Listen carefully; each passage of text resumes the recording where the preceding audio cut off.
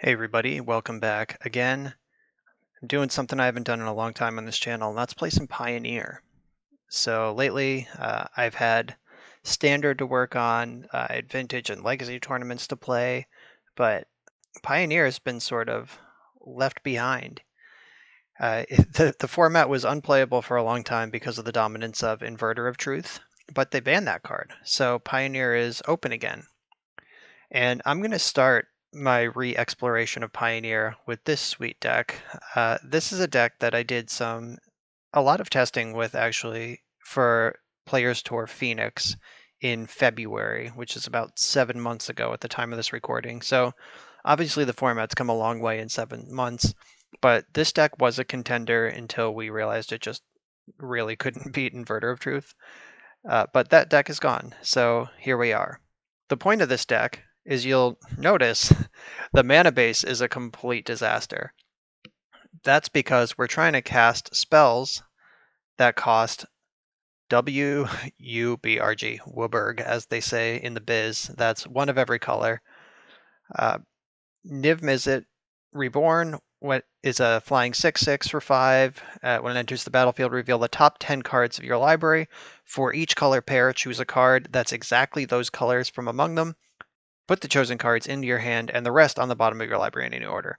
So Niv-Mizzet looks at 10 cards, and you'll notice one thing that basically every card in the deck has in common is that it is exactly 2 colors, and there's a pretty good spread of 2-color combinations. So Niv-Mizzet's probably going to draw like 2 to 4 cards on average, which is pretty good for your 5 mana 6/6. And then Bring to Light is just more copies of Niv-Mizzet, or Bring to Light can get any other card in the deck too. Instant sorcery or creature. So you can't Bring to Light for Nahiri or Teferi, but it can get every other card in the deck. So whatever ails you, Bring to Light is your answer. The Nahiri is just a way to loot through all these ridiculous lands if you need to get some action.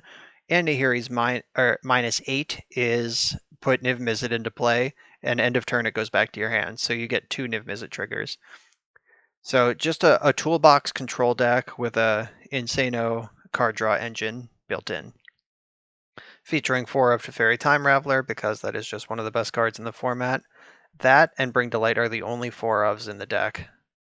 And then the sideboard is just more stuff you might need. Just for your fair matchups, for control matchups, like for aggro, combo, aggro. So we can just slim down the toolbox post-board and get more specific tools for what we need. Most games should look pretty different just because of the spread of cards that exists in the deck, but we're always working towards the same thing, which is Niv-Mizzet Reborn. So let's go try to rebirth some Niv-Mizzets. Okay, here we are for round 1. We're on the play. We have 2 lands that don't cast Teferi. This one is a mulligan. You really want ramp, so this hand is now great. I'm gonna bottom one of these triumphs, just have to figure out which one. Black, blue, green, white. So I have 2 Temple Gardens, so I don't need another white source. So I'll send this one out of here. So over the course of this video, please take note of if there are any audio problems. I was made aware of some audio problems in some recent videos that prompted me to upgrade some tech. There are both software and hardware upgrades being used for these videos moving forward. And if you hear any of those sorts of problems again, please let me know in the comments so I can fix them. That said, let's play some Magic. So turn 2 Sylvan Caryatid is the best possible thing with this deck. Like, that's the start you basically always want. And what I love about Pioneer is that you can just F6 fearlessly. Like, there's no forces in the format, so you can just, if you have nothing to do, you can just pass priority. And you love it. Okay, so I can slam Teferi into So I have 3 mana this turn. I can go 4, 5, 6. I can play around Mystical Dispute next turn. I think that's worth doing.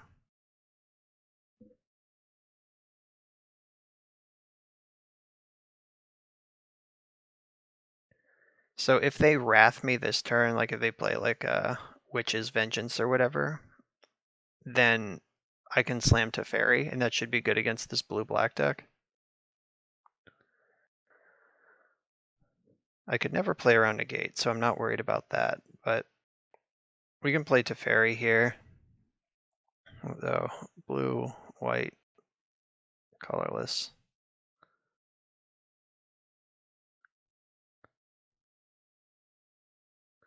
All right, Sinister Sabotage, got me.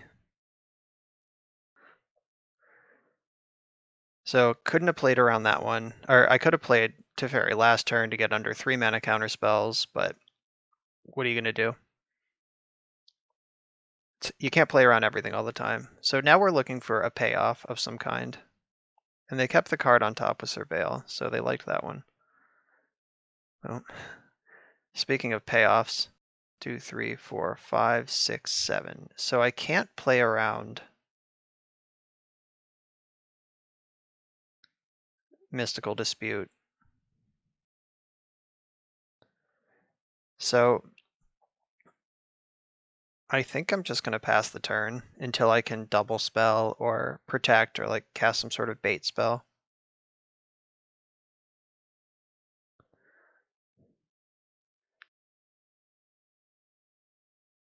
I hope I don't get mind rotted.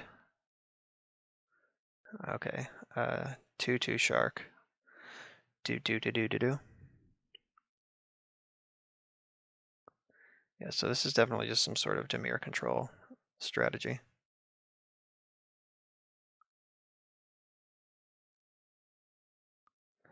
Okay, so Bring to Light and Niv, so I can slam twice now. I think I need to hold on to this Dreadbore. Alright, so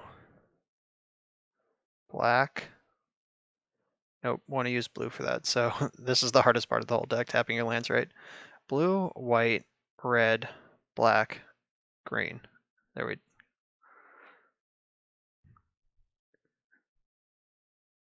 Oh wow, that just resolved apparently.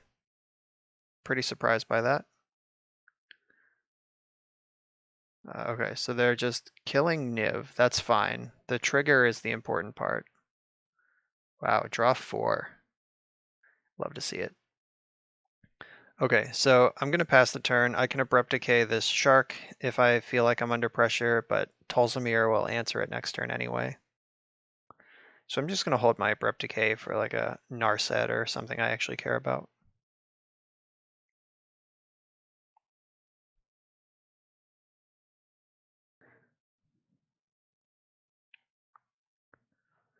I'm not going to lead on my best spells. I want to follow up with those later. So like Tolzamir would be cool if it sticks, but I also don't care if it doesn't. Something like Nahiri or Bring to Light, I really want that to resolve. And I think I have enough gas to run out their hand at this point. So if they kill Tolzamir in response to his trigger, then I don't get to fight the shark. But I do still get a 3/3. Like it's still a 2-for-1. Alright, that's fine. Alright, Voj is here.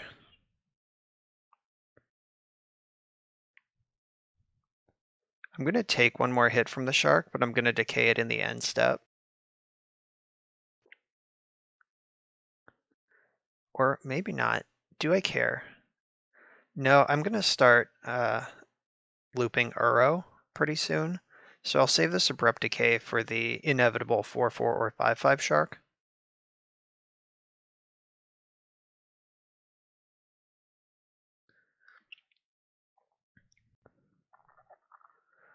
So I think they would have countered Niv-Mizzet if they could have. So that makes me think they either don't have counter spells or they have Negate.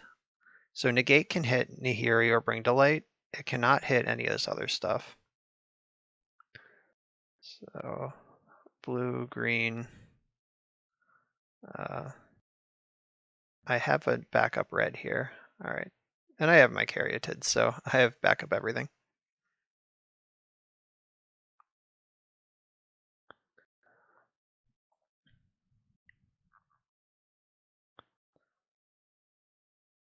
I'm not going to pay 2 life. So Teferi cleanly answers a shark also. I'm just going to pass the turn. I'm going to wait until next turn when I can jam Teferi with a bunch of mana open. Like I could Teferi, if they counter it, then I could Bring to Light. Is this the 4/4 shark? Oh, it's Dig Through Time? Yeah, fine. It's kind of sweet that Dig Through Time is just the appropriate power level for this format. Like it was a little too good in Inverter, but like that did not feel backbreaking, though it did feel like pretty good. So do I care about this? No. The only thing I could respond with is Abrupt Decay, but what they take will tell me a lot about what they're worried about. I think they're going to take Teferi. Yep. Because Teferi is the one that allows me to double spell. And it just bricks the entire axis their deck wants to fight on. Got him.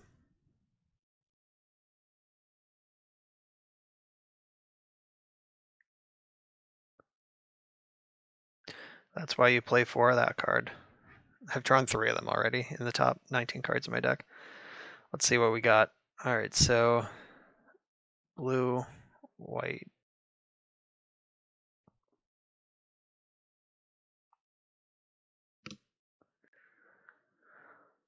So if Teferi resolves, I think we're going to win pretty easily. I hope this is Dig Through Time. Nope, Sinister Sabotage. All right, I've been sabotaged.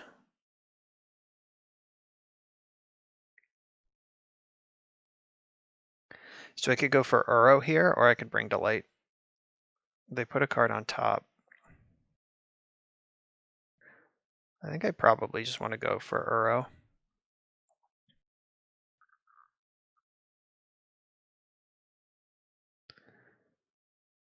Like my deck doesn't care what's in my graveyard, and I would hate for them to just draw something like Cling to Dust or some clean answer to Uro when I had a chance to cast it.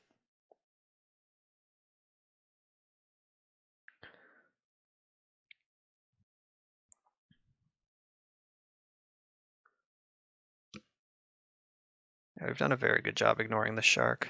Are they going to spend another Heartless Act on this Uro? Oh, no, another Dig. Okay. Dig has definitely kept them in this game. Their 2 Dig Through Times have now almost caught up with my 1 Niv-Mizzet. So Niv-Mizzet drew 4 and ate a removal spell, so that was a 5-for-1. And these digs are all 2-for-1s, so they're not quite caught up to the 1 Niv-Mizzet yet. And this Uro is already drawn 2 cards. If they answer it now, it'll be worth 3 cards. Yep, no big deal. It's done its job. It also undid 3 shark attacks. And this Voja has just steadily pressured their life total. Everything is a 2-for-1. You're never going to get a 1-for-1 trade unless you counter a spell out of this Niv-to-Light deck. All right, I think I want to go for 1, 2, 3, 4, 5, 6, 7, 8 mana. So if I Nahiri, I could also Deathrite Shaman and leave up Abrupt Decay. I could Bring to Light and Deathrite Shaman and hold up Abrupt Decay. All right, I'm going to go for a Bring to Light. So we need blue, green, white, red. That's the wrong one. Red, black. I tap Steam Vents instead of Stomping Ground because Stomping Ground can cast Deathrite Shaman.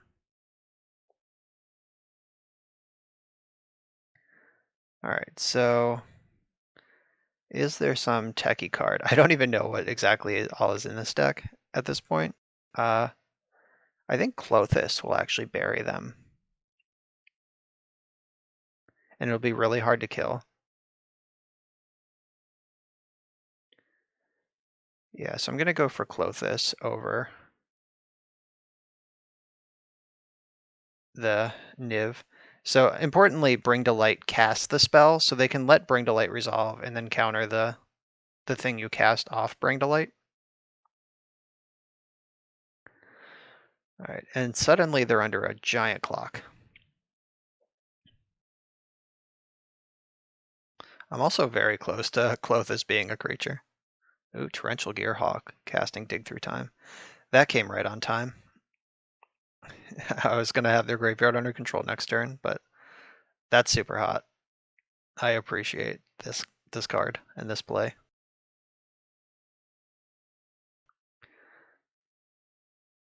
So I wonder if I can get 2 Devotion somehow. I don't know if that's going to matter, but it's certainly fun.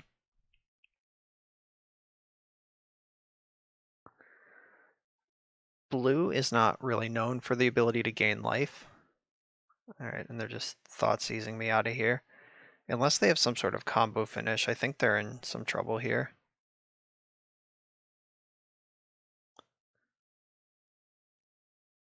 My hand has just been like 4 to 7 spells this entire game.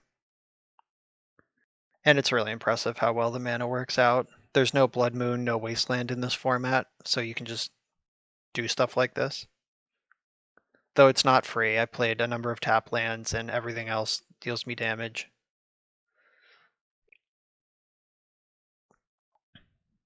Alright, so you're at 7. I don't know if I'm ready to block. Actually, I guess the only way I lose this game is if I just get tempoed out from here. So I can block.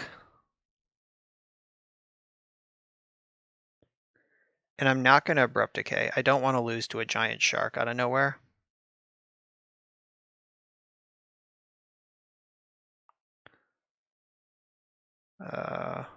Okay, so they can Fatal Push now. So that'll take out Deathrite Shaman.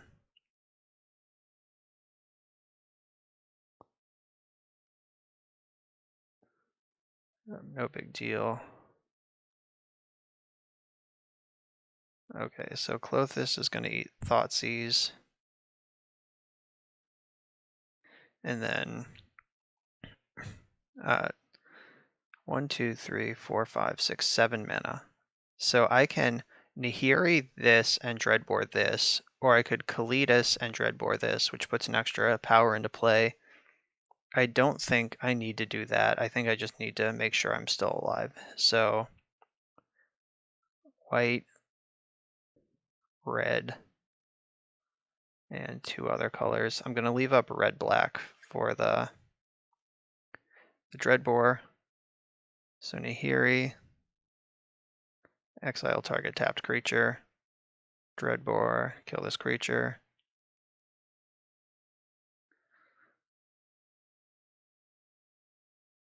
Oh, if I'd played my land first, I could have also held up Abrupt Decay. I don't think I'm going to need to, though. They have to exile both graveyards to not lose to my Clothis trigger next turn. I think we're going to be alright. Though I could have sequenced that better. I was just already counting lands. I ignored my draw step entirely. Whoops. And they're dead.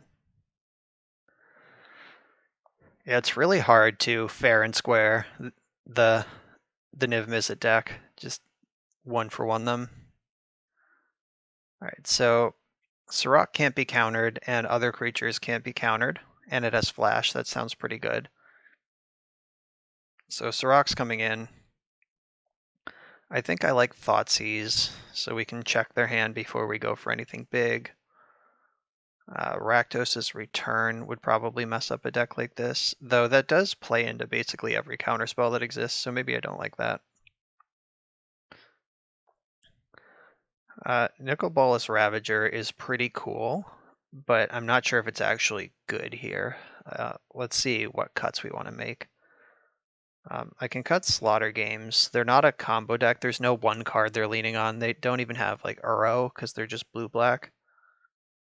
3 is a lot of Dreadbores for this low creature deck. And a lot of their creatures all seem to have flash. Every creature I saw had flash. So the sorcery speed removal is medium. Kuranos. Players can't cast spells from graveyards. So Kuranos does lock down Torrential Gearhulk.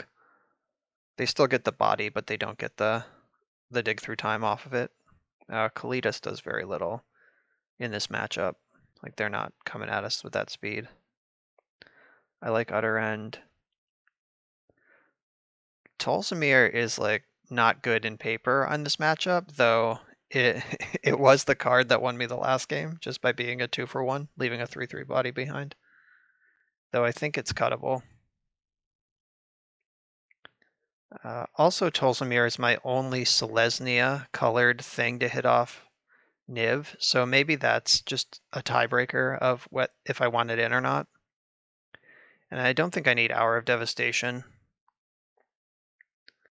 I didn't see any Planeswalkers out of them, though it'd be kind of naive to think they don't have any. But I have Abrupt Decays and Dreadbores, and they don't have creatures.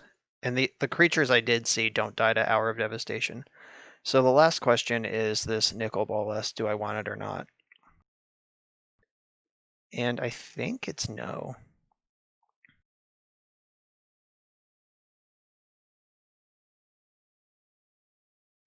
And how low do I want to go on removal? Like, I could cut another Dreadbore, but no, I'm just going to minimize this. This matchup is pretty good anyway.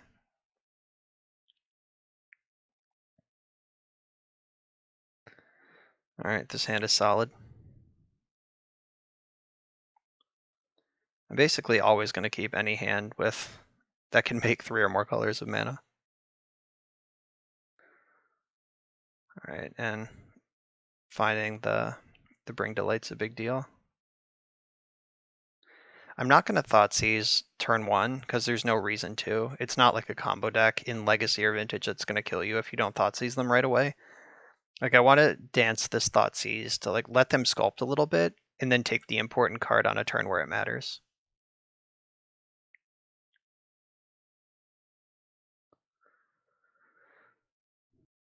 Though the Thoughtseize your Thoughtseize line is somewhat appealing. I'm just going to keep building up my resources right now, though. If I had seen Narset in game 1, I probably would have Thoughtseized on turn 2 just to get ahead of it. So now we're approaching the point where I might want to Thoughtseize. I'll give it one more turn. So 1/1 Shark, or Brazen Borrower. Yep, 1/1 Shark, okay.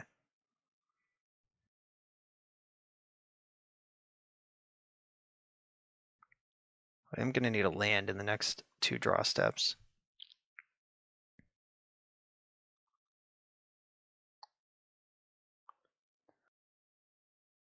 All right, so I'll Thoughtseize now just to check what's up over there. Because next turn, if I draw a land, I'm going to have a zillion options of what to cast.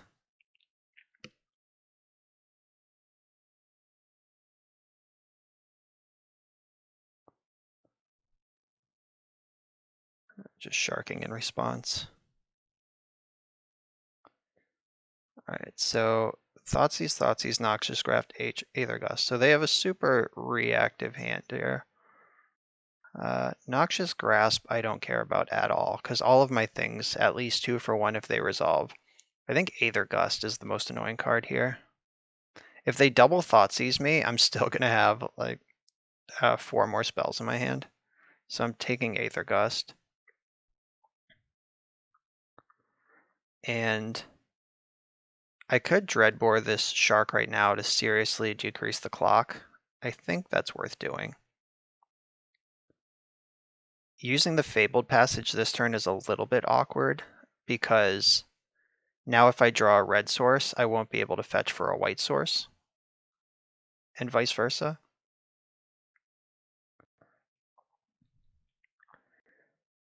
And 4 of these cards in my hand do want a white source, so maybe that was silly, but I guess we'll see how it goes. White source right now. Oh my god, we're so lucky. Alright, so their hand is 2 thought. We know their whole hand. They drew Castle Vantress, so we can do whatever we want here. And I think what I want to do is Niv-Mizzet. They get to kill it, but I still get the trigger. I guess, what happens if I bring to light? Let's look at the deck list. So bring to light,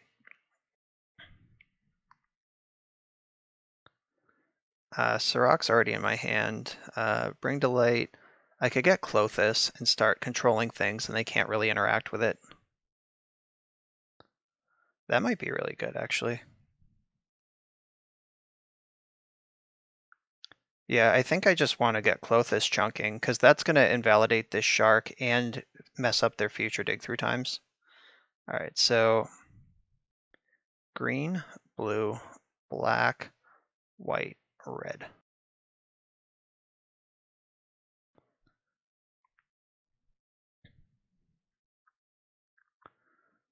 Oh, Klothys. And they can't kill it. This is just going to happen, and it's going to be part of the game, unless they top deck dig through time, and they do have Castle Vantress to scry. So hopefully they just bottom miss on dig through time for 1 turn, and then just let me Klothys them. Thoughtseize is going to take bring to light and Niv-Mizzet next turn.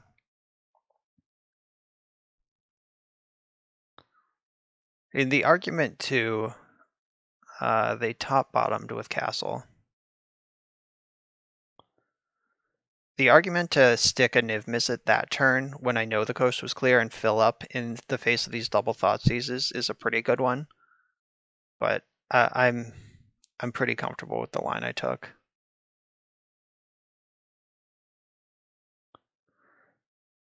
Yeah, like if they dig through time here, that's kind of a huge beating.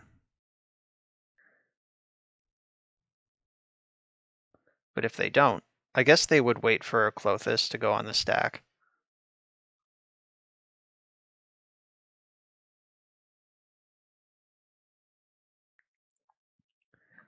Alright, so they don't have dig through time. That's cool.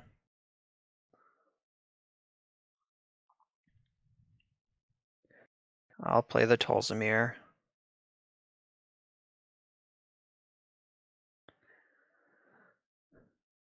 So the card that they put on top is still in their hand. They should Noxious Grasp in response here. Like, Sirach is the one I'd rather have stick, so I want to jam Tolzamir when I know they just have removal.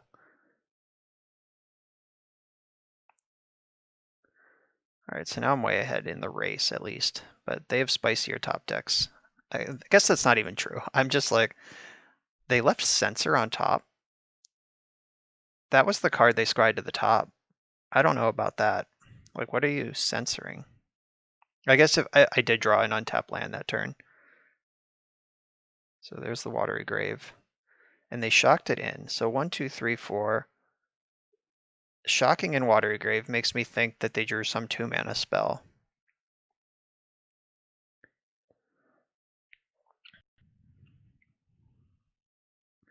And I'm intentionally targeting cards that they can't flashback with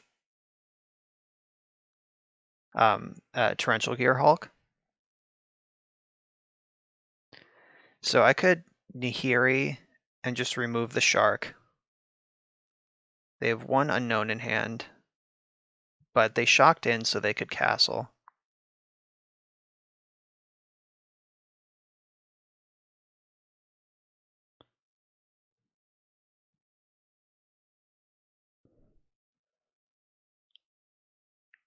Yeah, I'll just remove the shark and hope the last card in hand isn't another shark.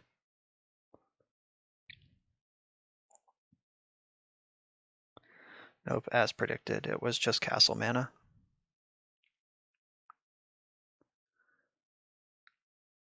Show me that bottom.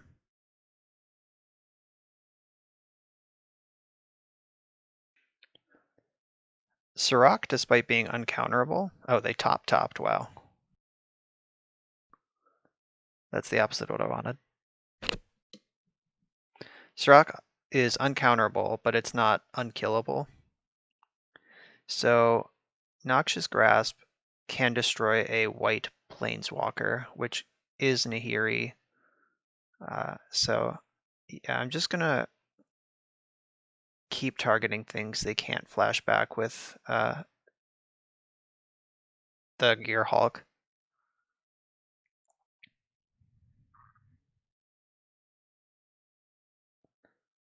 I'm gonna plus with no discard.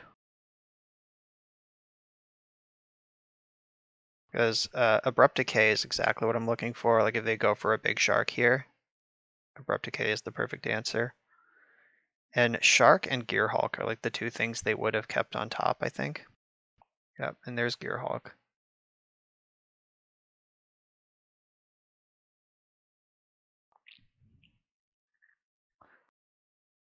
Aether Gust. So they can gust my Nahiri or my Klothys. So Aether Gust was the best card in their graveyard. That was clear. Like I did know that. But if I had tried to exile it, they would have just cast it in response, and I wouldn't have gotten my Klothys trigger.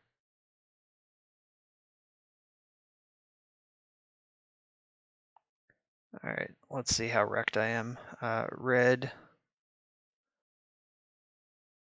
green, blue. All right, uncounterable, but do you have the kill spell?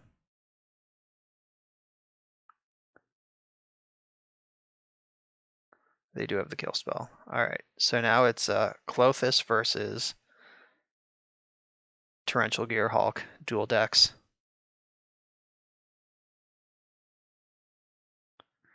If this gets countered, I'm in some trouble. All right, it did not get countered.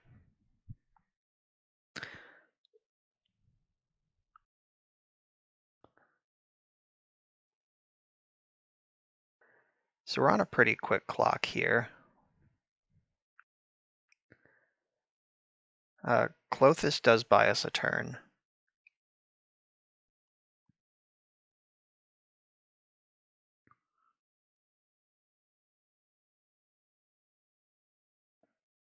All right, so I am going to keep hitting their graveyard.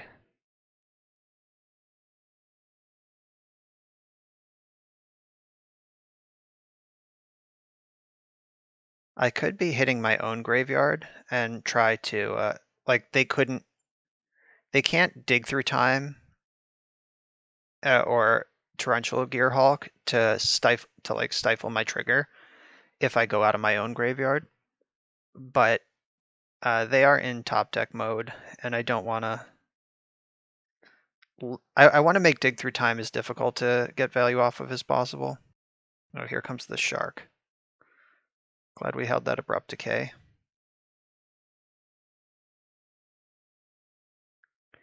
Ooh, maybe I should have decayed in the main phase. I forgot about Aether Gust. Aether Gust does hit uncounterable spells.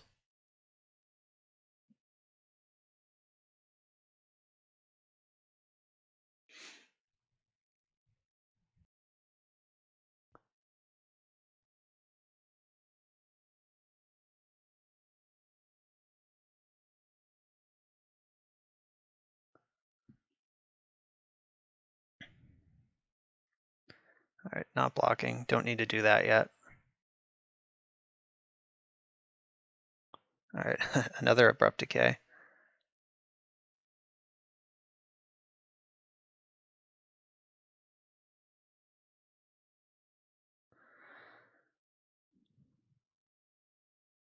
Yeah, so we're basically just in a race here. The Gear Hulk versus Klothys.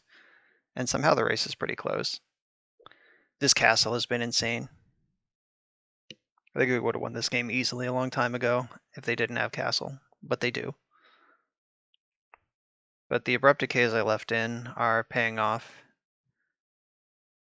They basically can't activate this, so they'll die.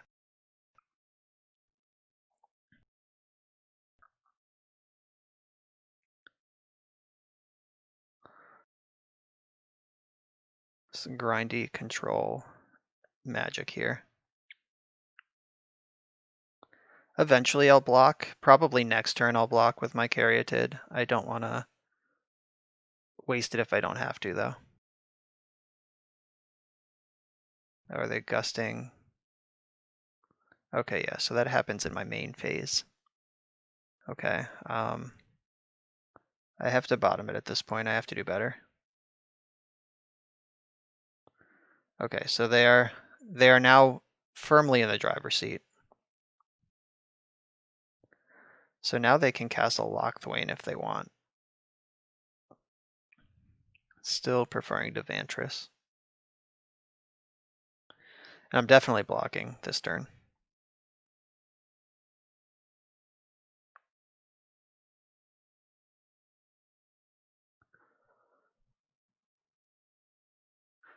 So all these Aether Gusts make Clothis a lot less good than it was in game 1. So if I had accounted for Aether Gust as an out, I probably would have just gone for the Niv-Mizzet on that first Bring to Light. Just guarantee my extra card advantage then. And that dig is definitely a backbreaker. At this point, they should have a counterspell, and I have nothing I can do about it.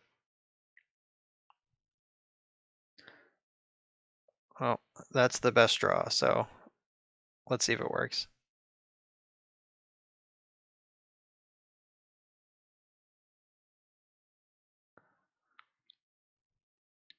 I'm sure that it won't.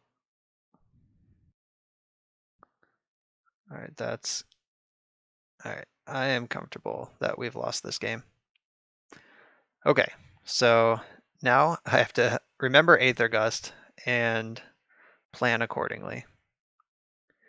How many answers do I have for Gearhulk? I have 1, 2, 3, 4, 5. 5 answers to Gearhulk, plus Teferi answers all the best parts of Gearhulk. So even if they can't flash in Gearhulk with Teferi, like that's obvious, but Gearhulk's ability that lets you cast a card out of the graveyard, the casting happens during the resolution of that ability, which is not a time you could cast a sorcery. So Gearhulk is just a 6 mana vanilla 5/6 when Teferi's in play, even if they cast it in their main phase. So Teferi's going to be a big deal to work around. We didn't see any of them that game compared to the 3 we saw in game 1. Maybe that was a difference maker. So I don't think my sideboard changes at all. I could Slaughter Games Torrential Gearhulk, and they would probably have very few ways to win the game if I did that. It's also uncounterable. But what am I cutting if I do that? Is Kuranos actually important? I have Kuranos is my only Orzhov colored card, and I do have 2 other Rakdos color cards. I don't think I'm sold on that switch. All right, I'm just gonna present the same deck again.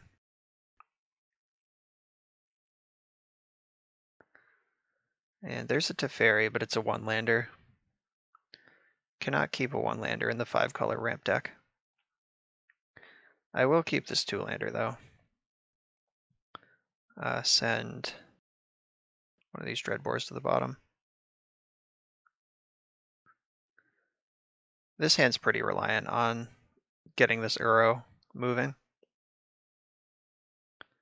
Like if they Thoughtseize Uro right now, this hand becomes pretty bad.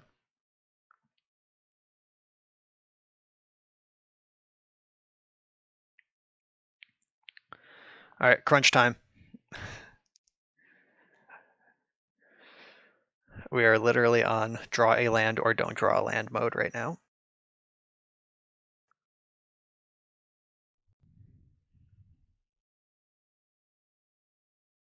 We drew a land.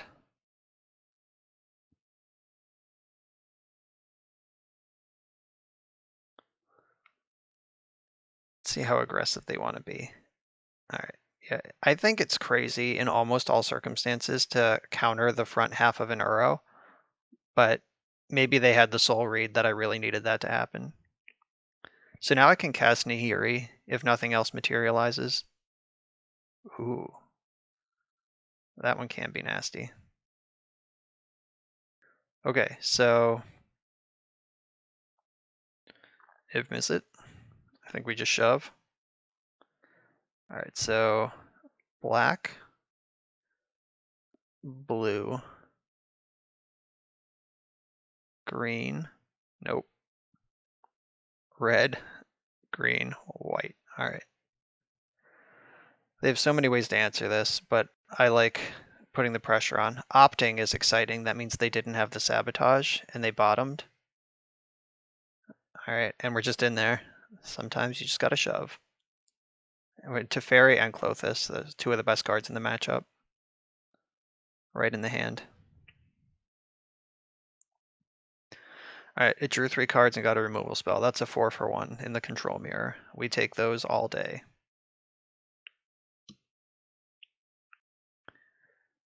And bottoming that opt was pretty exciting too. I wish I could double spell. So they couldn't counter last turn. Do I think they would be able to this turn? So that means they didn't have Censor or Aether Gust. Those are the 2 mana counter spells that they could have. So I think leading on to Fairy, if I just don't think they have counter spells, to Fairy is the play. That'll brick their future draws also.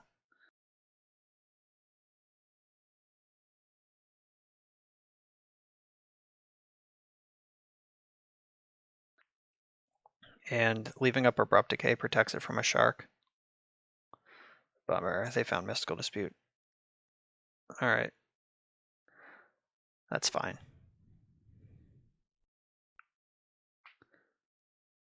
Oh, I only have 6 minutes on my clock, jeez. That's another challenge. Thinking through all the things you have to do with this deck while trying to narrate to the chat about it.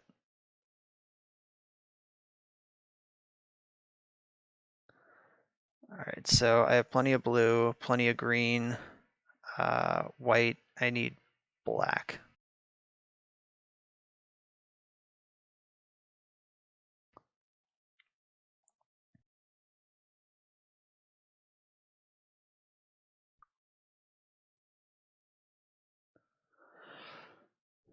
I'm extremely likely to time out in this game, but that's fine.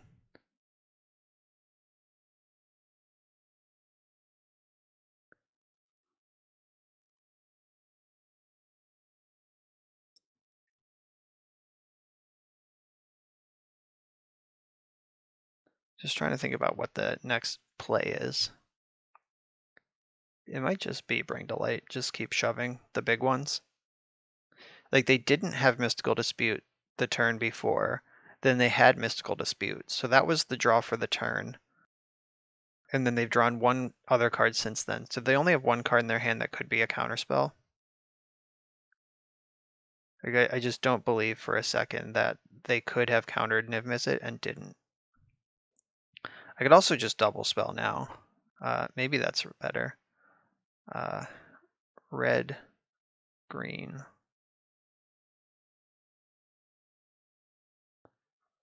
White, black. Yeah, so just getting a little aggressive here.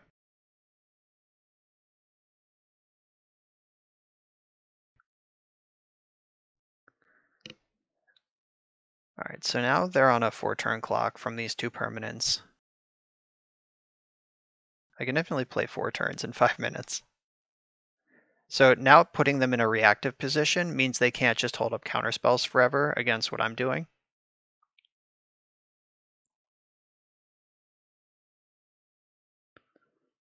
I'll get rid of Mystical Dispute.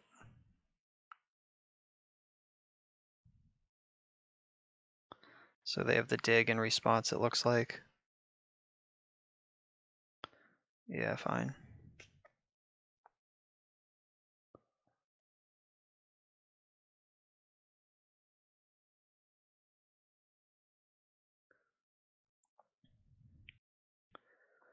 So I can attack fearlessly. The dog has menace, and even if it didn't, I have the Abrupt Decay, so I don't really need to worry about sharks.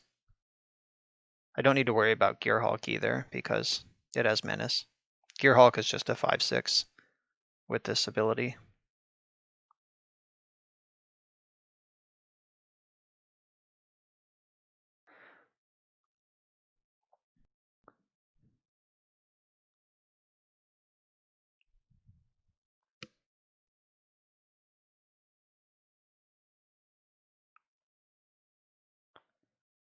Alright, that's dead. Fine.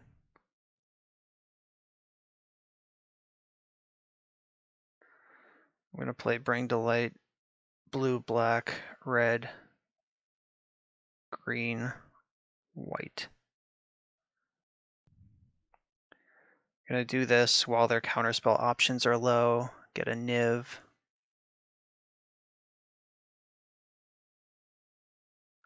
Choose Teferi, and cast this Deathrite Shaman.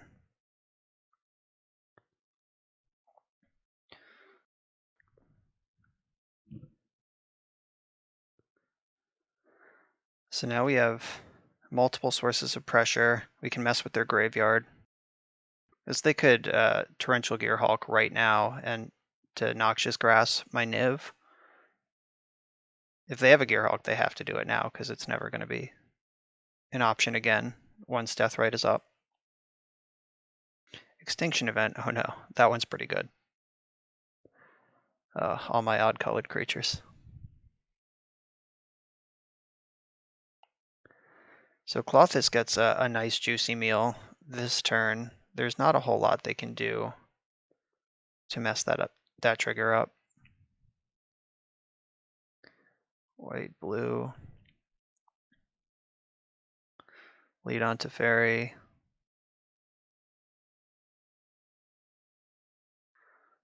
White, red.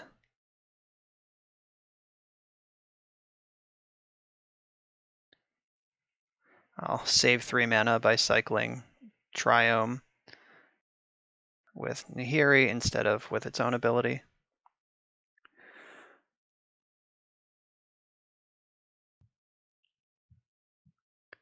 Are we getting fielded here? That's fine. I have a ton of basics in this deck. Oh no, it's a 1/1 shark. That's also fine.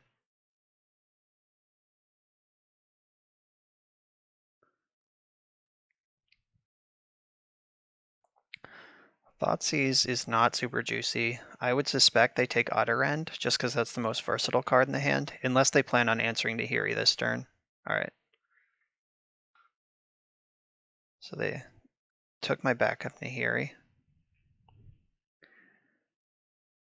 They're a little black screwed, but they can Field of Ruin me to get another swamp at any point. Oh, now they're not black screwed anymore. Oops. They don't know how this works.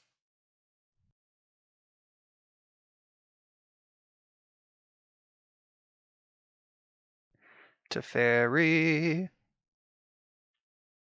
It's exactly the thing I described.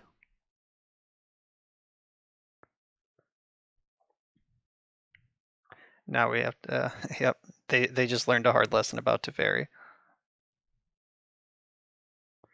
So Nahiri's getting pressured. Clothis, get rid of Noxious Grasp. Teferi, get rid of this Shark. Dreadbore, get rid of this. That was my only red source. I'm going to discard this Triome. Would not like to pay 2 life. Okay, unfortunately I can't Sirach here. Maybe I should have just not Dreadboard. Because if I don't Dreadbore, then I have red and I can just eat the the Gear Hulk in combat. And they can't do anything about it because they have Teferi. I guess they could go to second main and Doomblade it. So maybe that was fine.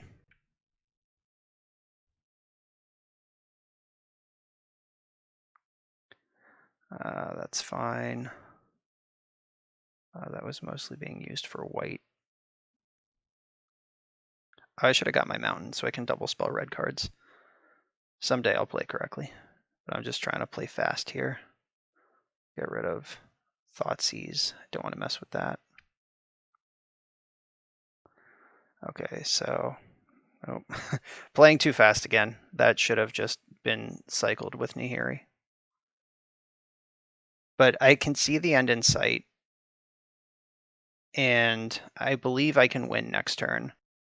I just have to not die first. And between Teferi, Sirach, Utter End, and Abrupt Decay, I think we're going to be all right here. Unfortunately, it means I do have to leave up. I can't F6 through their turn, so that's going to eat some clock. Though all the actions they're taking, they're suddenly very close. They might time out at this point. They have to work harder than I do to make this win happen. So I have them dead on board. So 1, 2, 3, 4, 5 Sirach, 1, 2, 3, 4 Utter End. So I can Sirach, that's 6. I can minus Nihiri, that's another 6 from Niv-Mizzet, and the Klothys does 2, so that's 14 damage, and I can Utter End to remove a blocker if I need to. Eliminate Teferi. Bummer. Okay, Teferi's eliminated. Sirach is still a bad man, though. Gear Hulk. What can that cast that I care about? Just opt. All right.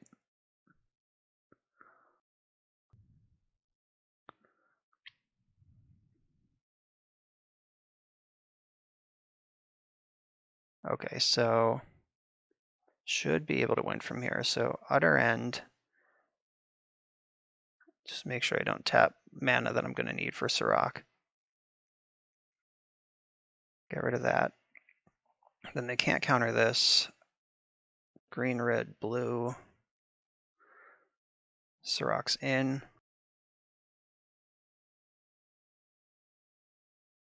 Cannot be countered. I think they knew that. They were just trying to get some clock value, but they are dead. We managed to do it. There is one Niv-Mizzet left in my deck.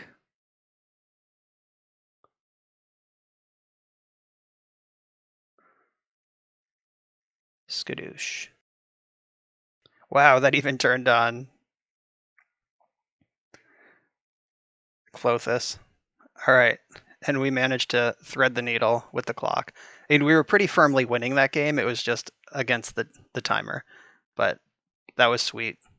It turned the corner very quickly once we got there. It took all 3 Niv-Mizzets to do it, but very sweet game. All right, it's round 2. We're on the draw.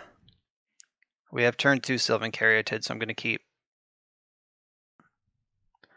Have to check this Triome makes green. It does. Don't worry. Ooh, a basic forest. So we don't have to dance around counter spells this game. We can just jam our spells. Let's see if they're good enough. So there is like a mono green Planeswalker Devotion deck in Pioneer right now. I'm not like super in tune with the meta at the moment. Like I said, I haven't played it in basically 7 months. But I do know that this is a deck that exists. And this is probably the reason that Hour of Devastation is the sweeper of choice in the main deck. Because it'll kill all the Planeswalkers as well as all the shitters.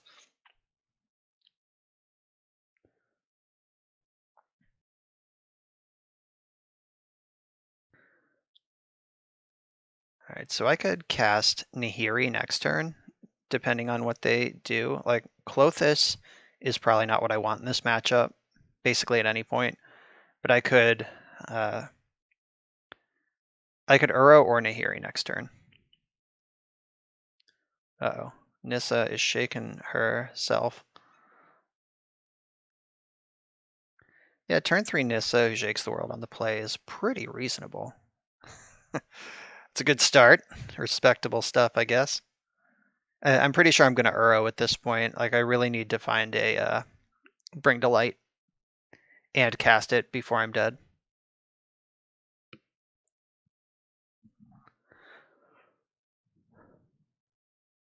This opponent is really into sweating me in my upkeep. So I can at least get to the 5 mana.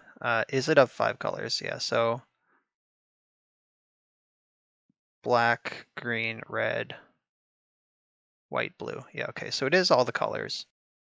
Ooh, I could bounce this forest and set them back a little bit. Because Teferi is artifact, creature, or enchantment. It is not non-land. This is a plains. All right, yeah, I think I like the Teferi to slow them down a little bit plan. If I can tap my lands correctly. There they go. Let's just get you out of here. All right, there's the Bring to Light. So now I can... They're probably going to spend their attack this turn dealing with Teferi, and then I can Bring to Light for Hour of Devastation, though unfortunately that does not kill the Nissa. So I might wait a turn on that and see if they overcommit.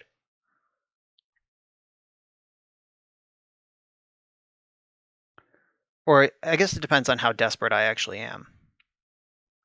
Like if I don't care, if I just have time to work, then I'll take a turn Urowing. All right, Gargaroth, that's a 6/6. My god. These things are all too big for my Hour of Devastation. I was lied to. This isn't devastating at all. I guess this land comes into play tapped also, so I don't even have Hour of Devastation ready.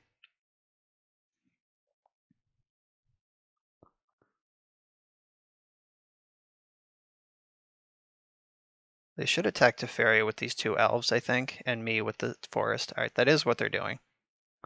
Smart. They know how combat works. I hate when my opponents know how to do stuff.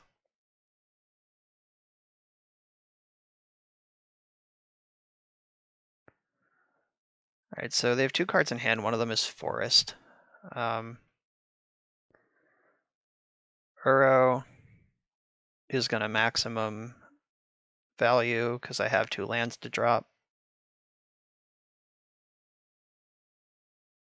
Then Uro goes away, and okay. White, black, green, blue, red. All right, I have everything covered. So I'm going to chump the Gargaroth. Or I guess that has trample. So I'm going to block something with Sylvan Caryatid this turn, and then just lose on my turn, I guess, because yeah, our devastation only deals 5, and there's no like actual Wrath of God in this deck. Yikes. Yeah, we just got steamrolled.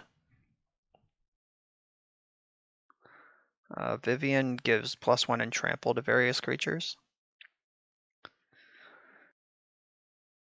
Vivian will die to my Hour, but I don't think it's going to matter.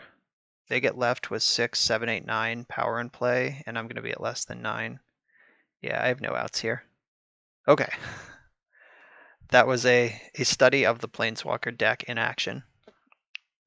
So Fatal Pushes are coming in. I have to stop their development wherever I can.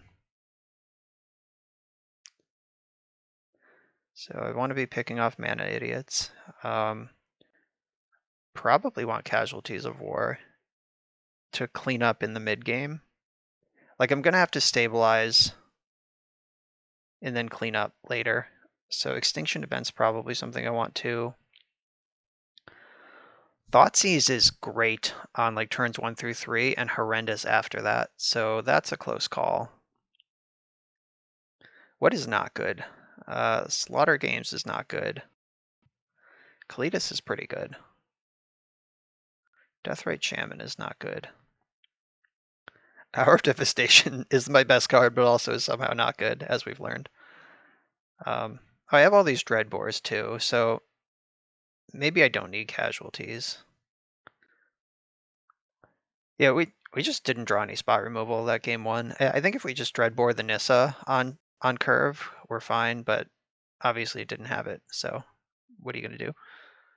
Tolsimir's very good. Nahiri's okay.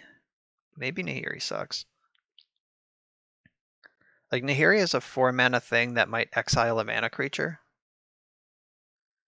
Like, their creature lands and Gargaroth all have vigilance, so they'll never be tapped to exile. Oh, Kurnos doesn't matter.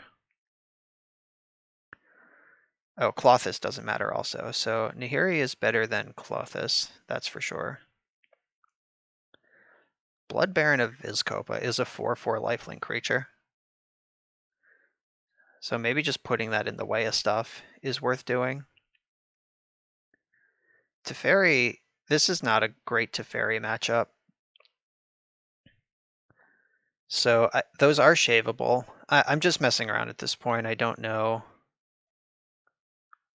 what exactly I want to be doing. Early interaction is important, and Teferi is like kind of interactive. But I don't think that's what I want to be doing. Nicol Bolas is a 4/4. Just any creature that is a X4 or bigger and can hold back lands is probably a good thing to have in. So if I do this, what does that look like? Less Teferis. It's a lot of Uro. I have my Dreadbores, Fatal Push. Yeah, I think this looks pretty good. Thoughtseize is the only one I'm not totally sure on. Like, I might want it on the play. So this hand has removal and Caryatid. Yeah, we also kept in the blind last game. We didn't know what they were on. We just kept a reasonable, normal functioning hand, which turned out to be not what we're looking for in this matchup. So hopefully they play Elf, and I'm able to just Extinction Event on even, or on odd. I'm going to need an untapped land to make that happen.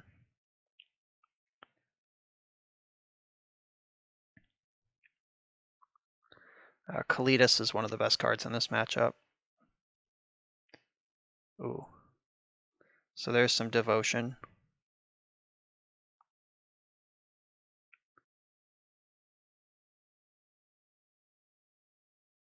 All right, that is an even cost creature. They have a lot of even cost creatures over there. So I'll play this tapped. These provide the same devotion, and this is like better. So I'm gonna Dreadbore this. I have a backup Dreadbore for a Planeswalker if they follow up, and now I have 4 mana to Extinction Event. If they play, I don't even know if the deck plays like the Llanowar. I forget what the card is called. The 3 mana 5/4 from Dominaria. Oh yikes! Karn the Great Creator. What are you doing with that?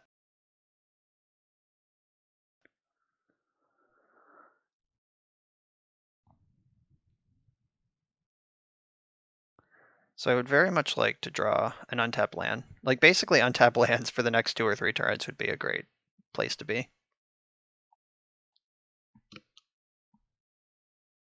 Which is unlocking the Bring to Light, always super important.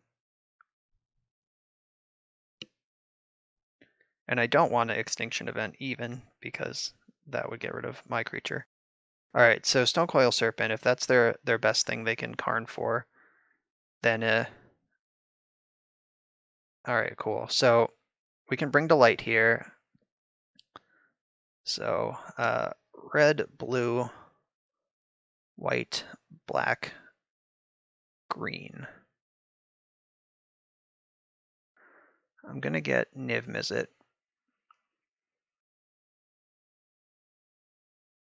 I'm gonna try to just overpower them. Like, I could have gotten some answers to what they've presented, but don't really care about that. Like, If they just go for a big Stone Coil Serpent this turn, I can Extinction Event on even, and that leaves Niv-Mizzet behind, and it kills the Stone Coil and the Burning Tree Emissary. And then Niv-Mizzet can attack Karn.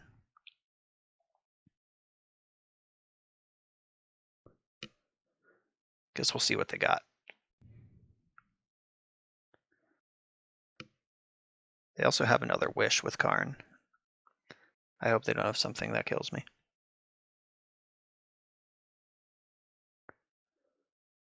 So even if I do answer the Karn, it's already gotten 2 cards off of it. So it's been a pretty good divination, at the very least. I honestly don't even know what artifacts are in the Pioneer card pool that you would want to wish for, so I'm learning all of this right now with the rest of you.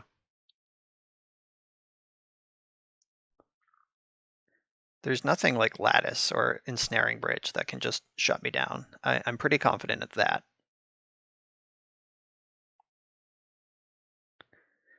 The fact that they're thinking this long makes me pretty happy. Like if there was some obvious like game winner, they would have slammed it already.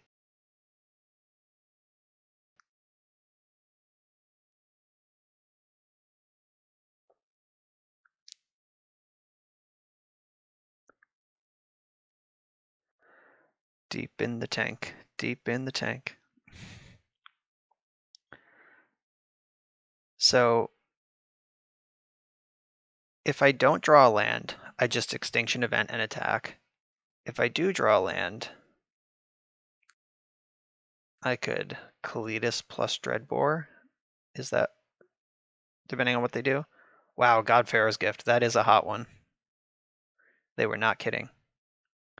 So that costs 7 mana though. So if they just go for their Giant Stone Coil Serpent this turn and I do the Extinction Event like I was planning, then they're miles away from this gift because they'll have 0 devotion.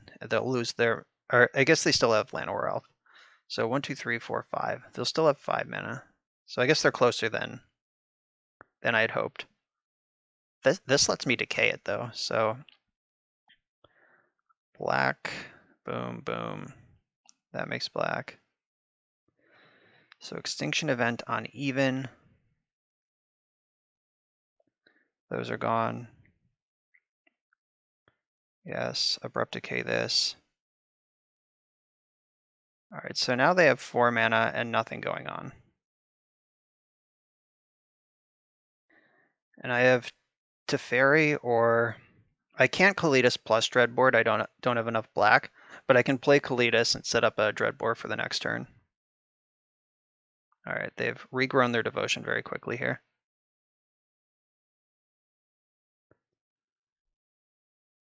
This one's a beating because you don't even want to bounce it with Teferi. If I draw a untapped black source, I'm going to Kalitas plus Dreadboard this turn and keep them off that devotion.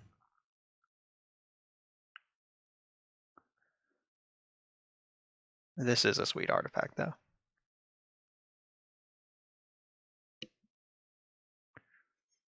At this point, it's just staying alive for 4 turns while I kill them with Niv-Mizzet.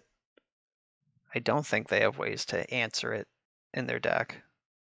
I guess they could have like Primal Might. There's plenty of green things that could conceivably be in the deck. The 4 mana Vivian, the black, green Vivian, whatever one she is, Arcbow Ranger maybe. Oh, that thing has reach. Black Source? Shit. Alright, so that was not a black source.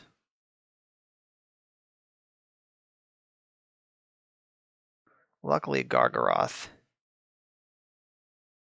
is pretty bad against Teferi. Alright, there's the black source for Kalitas plus Dreadbore next turn. And I am going to get in there, even if they... So, Nykthos is 5, 6. Alright, yeah, they are not there yet for gift. Alright, they did attack Teferi, unfortunately. So if they have a land they can gift and get back Gargaroth. Oh, no, they can't because I have Kalitas. Kalitas exiles.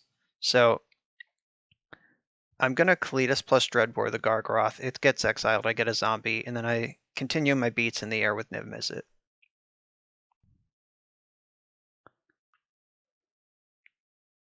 I just have to hope they don't have, like, Ranger's Guile. That's the one that gets me at this point.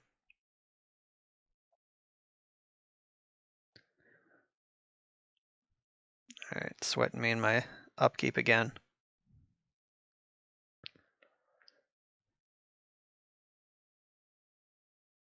I wonder if they're multi-queuing over there. This is a deck you could definitely multi-queue with. Okay, so black, black, other color, leaving up red, black. That's what I need to do. Boom. So if they have the mana source, they can get a 4/4 Llanowar Elf or Voracious Hydra next turn, and I'm pretty sure I don't care about either. Oh, Hydra can fight.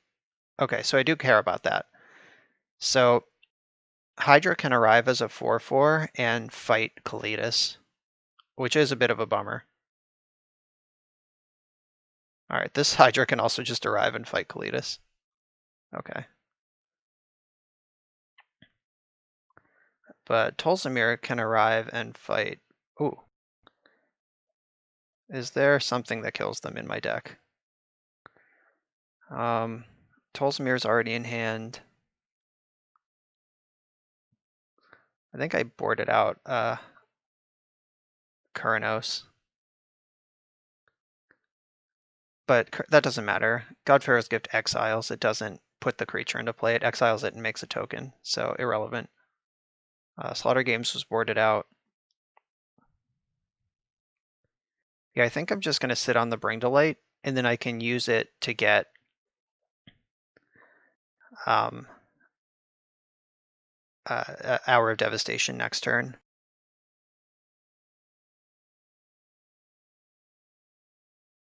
Which will clear out any blockers they might produce. And they're at 2 right now, so the gift is not going to be good enough.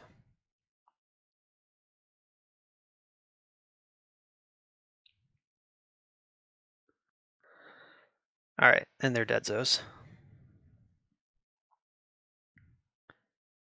Yeah, Kuranos doesn't even matter against gift. Knowing that they have Karn, what does that do? Maybe I want Thoughtseize on the draw. Because on turn 3 is when they can really start doing stuff. So I think I want these Thoughtseizes. I think I just want maximum early interaction to be alive for later. Blood Baron might be too cute, or it might be great. I'm not sure. Unconvinced. Teferi is firmly medium. Okay, I'm convinced that Blood Baron is not better than the other options I have here. Or Blood Baron might be better than Nicol Bolas. Though Nicol Bolas flipping into Planeswalker mode is pretty messed up. 10 damage to a creature or Planeswalker. I like that. Alright, I think I like Nicol Bolas better than Blood Baron. The lifelink...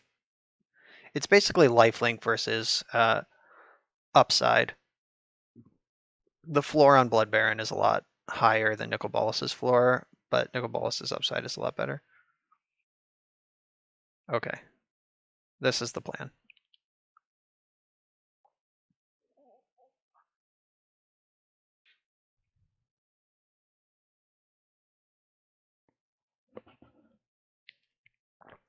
I want to see a hand with 2 black sources, 2 fatal pushes, and a Thoughtseize. That's my humble request for this opener. I got literally 0 of those things. Oh, I one of the 2 black sources I asked for. This hand is not keepable. It doesn't cast these removal spells. Like if this was a green or black land, or if this was a, I don't know. If I could cast my removal spells, I might keep this, but as is.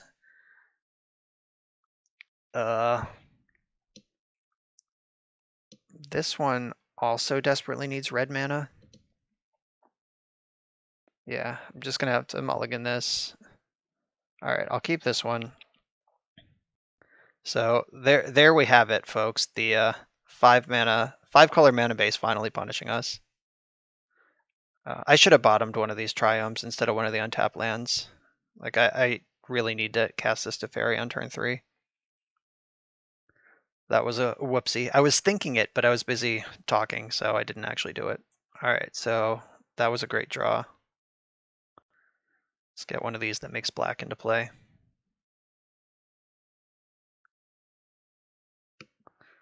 There's the forest they just found. Bummer. That's a good way to get ahead of a... Oh, that's a very good way to get ahead of a fatal push. Do you have the other two? Nope. All right.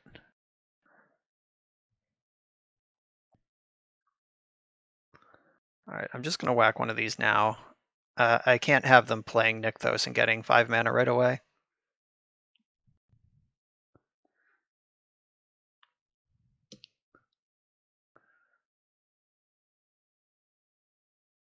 All right, something interactive. All right, so I could play Teferi here. I think I'm going to, just to get another card. Like, bounce this thing, even though it's like kind of an awkward one to bounce, it does at least take pressure off the board and get me a card deeper into the deck. And turn 4 is when they want to cast a Planeswalker, but if they have 0 board presence otherwise, I don't know if that's what they're going to want to do. I guess Burning Tree Emissary, they get to do both. That's the whole point of Burning Tree Emissary. I take it all back.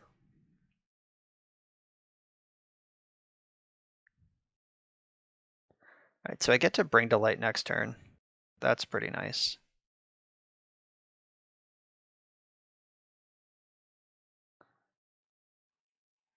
At least I hope so. Like, I feel like all of these triomes should be able to make all 5 colors. I'll figure it out on their turn. Okay, so white, black, all right, blue, red, green, black, white. Yes, okay, I have all 5 colors. So Hour of Devastation is actually going to be insane here. Kind of hope they get Stonecoil Serpent and just like make a 3/3 here,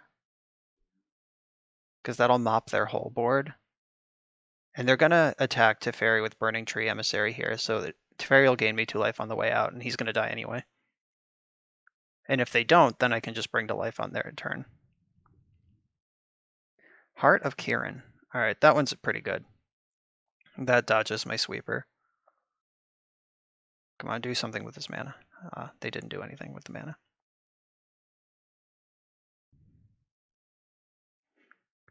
All right, Respected Teferi. I hate when they do that. Okay, so white, black, red, blue, green.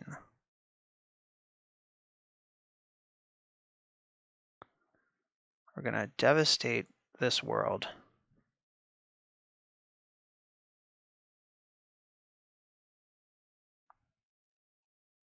I would not like to pay 2 life.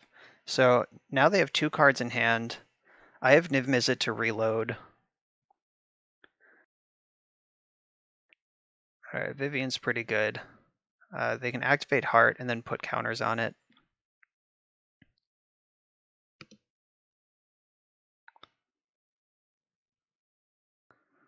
Yep, under the gun pretty hard there.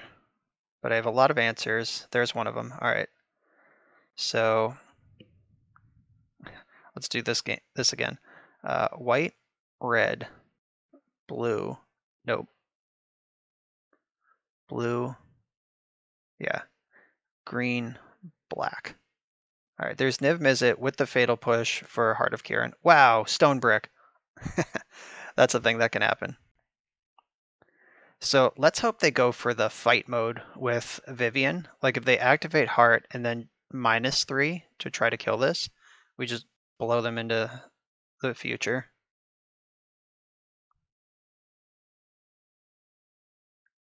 Oh no, if this is a Voracious Hydra, then they don't even have to really worry about that. Okay, so this can't... What? Oh yeah, it's a 6/6, right. For some reason, I briefly thought it was an 8/8. That's actually brutal. I'm actually just going to let this fight happen, because I have more answers to this than I have to this.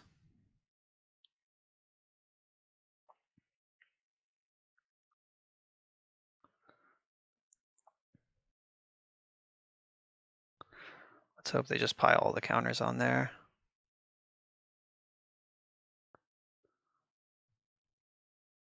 Completely missing on Niv-Mizzet is obviously an absolute nightmare. Okay, Dreadbore, what do you do for me? I can Dreadbore Vivian and bring back Uro. So, blue. Oh, do I have the mana for this? Okay, yeah. Green, green, blue, blue, and then this makes black-red. What is happening? Oh, I misclicked. Green, green, blue, blue.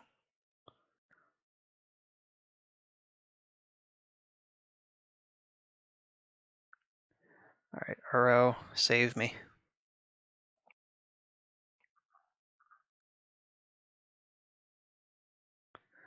So now I guess the question is, do I take out Vivian?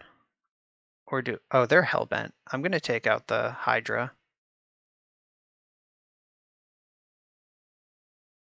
All right, so Vivian can wish for a creature from outside the game. But she dies if she does that. If they top deck some messed up X spell, then I'm in trouble. Like if they top deck something big enough, okay.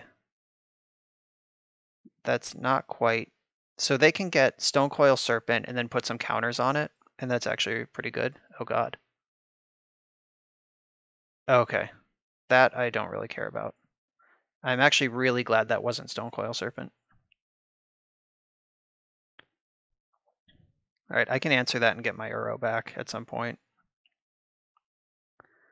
That was one of their better top decks, though, of course.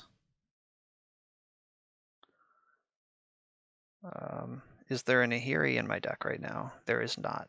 So I don't need to worry about holding lands back unless I'm trying to bluff something, which I'm not. So white, green, green.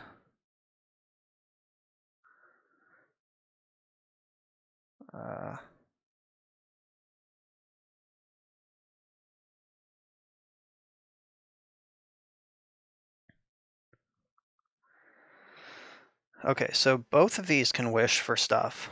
If this gets Stonecoil Serpent and then just like makes a huge one, that's annoying.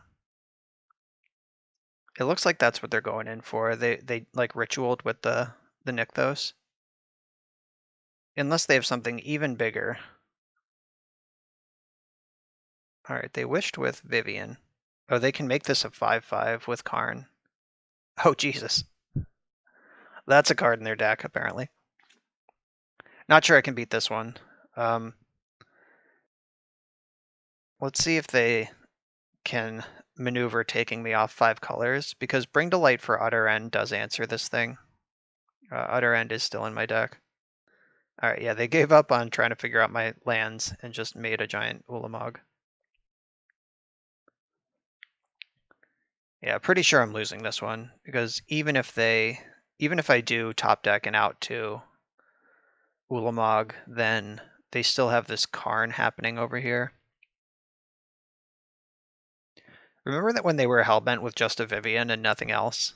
That was a pretty good series of draws off the top, which is pretty much what they needed, but I feel like we were ahead, and now we're way behind. So Niv-Mizzet is a draw.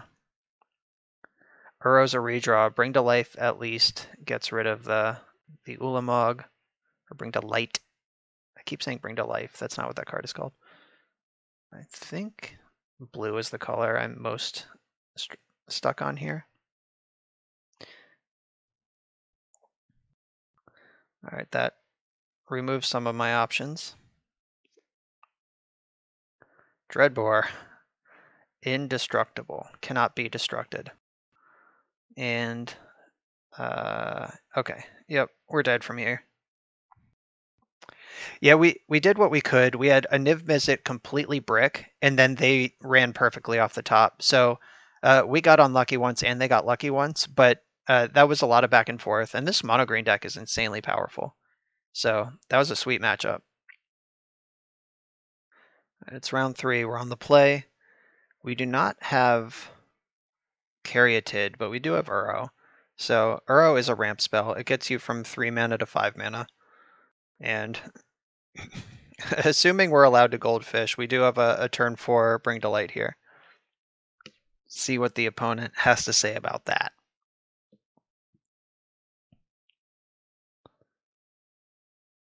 The interaction between the check lands and the Triumphs is pretty sweet. These are just like always good to go.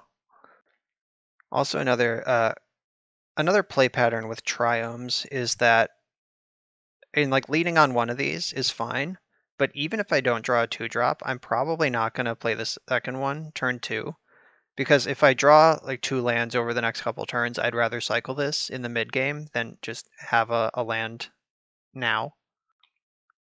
So holding back your Triumphs in a deck where you have a bunch of them is one of the not so obvious things to play around these. Like it's pretty obvious when you draw one turn 11 and you don't need a land to cycle it, but planning from turn 1 to cycle it on turn 6 is one of the more advanced skills. All right, Stitcher Supplier. Okay, so this is the Kroxa Rakdos aggro deck. This deck is pretty cool. There's a Cling to Dust in their graveyard. Got to watch out for that because it will feast on this Uro. If they get to 4 mana.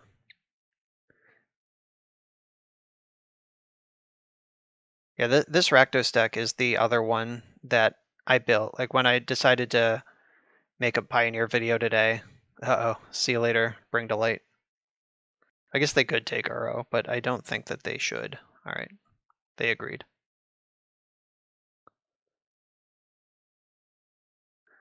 I think with all these Fabled Passages, I should be able to get Uro back into play before Cling to Dust is active.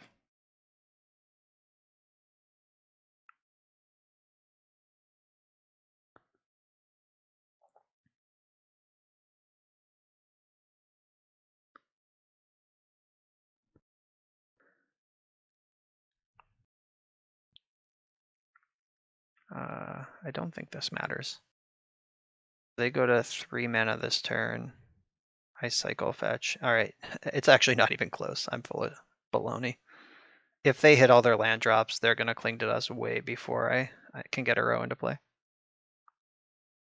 I hope they Thoughtseize me again here, though. It'd be pretty exciting. That's less exciting. Bring to Light. Wow, Cletus is also something of a banger.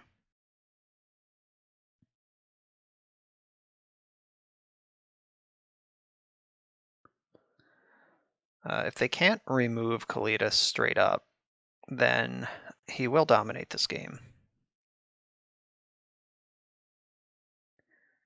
And now we've run into the situation I was talking about on turn 1. Like I've drawn several lands and not a lot of spells, and now I can cycle these Triumphs. Like I could have just played this one on turn 2, and it would have not been a big deal. But instead, here we are, and I get to cash both of these in for fresh spells. Uh-oh, they're going super wide. That means they're not clinging to dust this turn, though. Perfect. Joke's on you, my hand sucks anyway.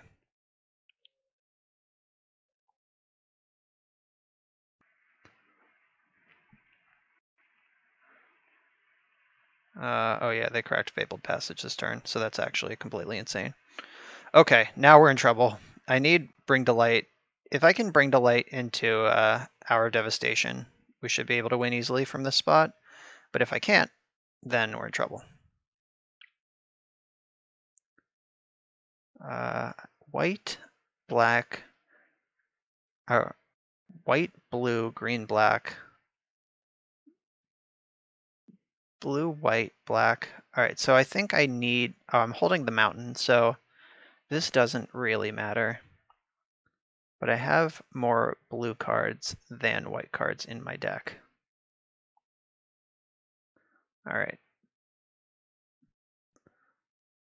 Including the Uro in my graveyard. 1, 2, 3, 4. Oh, Nahiri is a magic card that exists. So unfortunately, these cycle for 3 and not 2. If they cycled for 3, I could get for 2, I could get Uro into play right now. But that's not the world we live in. So I can play Nahiri, exile Young Pyromancer, and lose Nahiri. I think that is still somehow better than plussing her. Though if I plus her, that's another look at... Okay. And this is my only red source, so I have to play it. So red, white, blue. I'm going to leave up green, black for Abrupt Decay. Yeah, I think I need to plus her. All right, Slaughter Game's not really what I'm looking for here. Hopefully they forgot about the Cling to Dust in their graveyard, but I'm sure they didn't because they are Hellbent, and that's what their deck is for.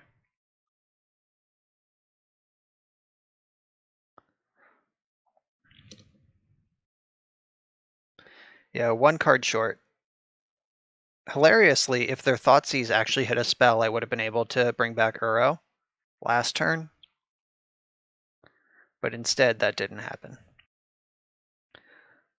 So they're definitely going to kill Nahiri here, because it's pretty easy to do. They can kill Nahiri and still put damage on me. We're looking for Bring to Light. Thoughtseize is such a good card. We would have won this game easily if this Bring to Light just happened on turn 4. Instead, we are floundering.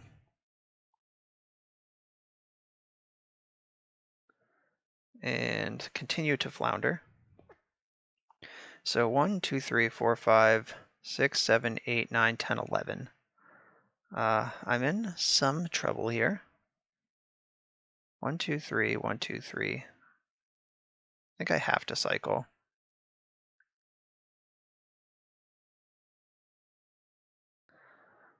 Alright, so I could slaughter games just like naming Croxer or something, but I don't think paying 2 life is going to be worth it. Basically just all in on drawing Bring to Light right now.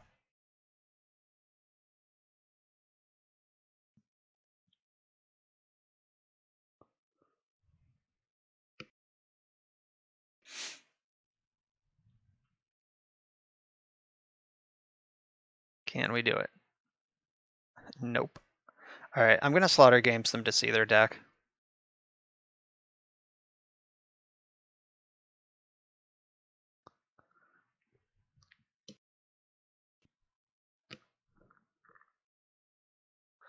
Even though I'm pretty sure what's going on in there. Alright, so they're holding Wild Slash. They do have 3 Croxes. Claim to Fame. Fatal Push. Stitcher Supplier. Reveler. Yeah, this is what you'd expect out of a deck like this.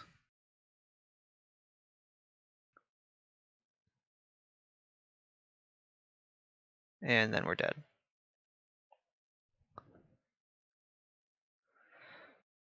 Alright, so what do we do against this? Blood Baron's probably pretty good. Fatal Push, pretty good. Extinction Event is insane because Young Pyromancer and all its tokens are evens, and so is Croxa.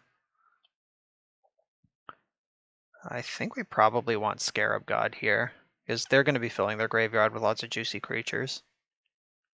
Cards that are worse. Slaughter Games, for one. Teferi does very little in this matchup. Deathray Shaman's pretty great. Dreadbore and Abrupt Decay, I think I need all of those. Klothys is strong but slow, so we'll see where we end up with that one. It's on my watch list. I think I need Max, Spring to Light, and Niv-Mizzet. Those are not particularly cuttable. Tolsimir is very good in this matchup. I don't think I want Utter End. I don't know. It's close. I like Kuranos. Need all the Caryatids. Those are pretty close to uncuttable also. Maybe Teferi is just bad. And Nahiri's pretty slow against what they're doing too. Can this be right? Is Klothys better than Nahiri? Maybe. Guess I'm bringing in a bunch of other juicy late game finishers, so yeah, I like this.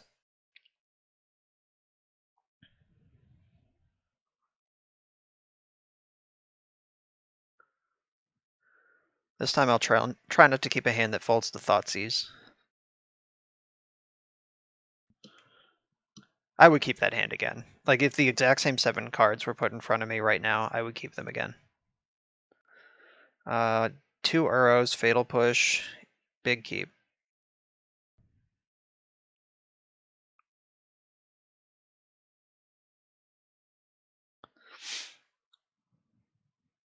No blue source to go with the Uros. Got to work on that. So if they Thoughtseize me here, I think they take Fatal Push most of the time.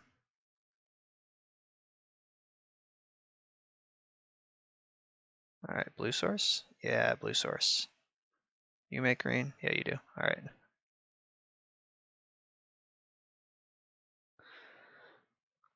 Alright, so we can Uro and Fatal Push next turn if they just play Young Pyromancer. I don't think they would just run out Pyromancer though. Like, that's not usually a 2-drop. You usually want to do it on turn 3 when you can also get value right away. Though they might take advantage of me being tapped out. Alright, Dreadhorde Arcanist. I am happy to Fatal Push that one.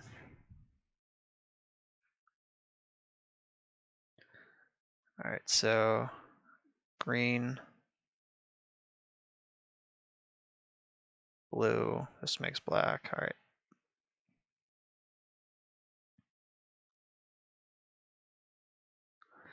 And we're ramping and filling the graveyard. Kill that thing, and we have Niv-Mizzet for next turn. And if they Thoughtseize me, then I have Uro next turn. So there's 1, 2, 3, 4 cards in my graveyard. Alright. I have the front half of Uro next turn, regardless. Alright, these suppliers have bricked pretty hard. I'm grateful for that.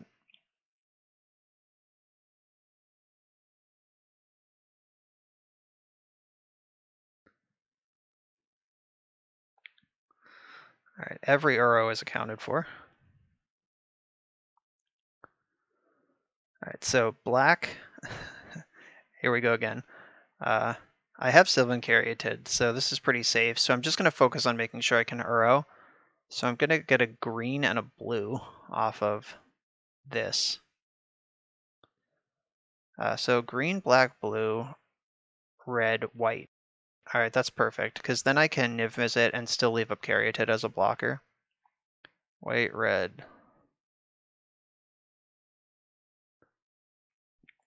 Let's draw some cards. Alright, we got 2 cards, one of them's good. And Abrupt Decay is also pretty good against the deck that tries to win with 2 drops.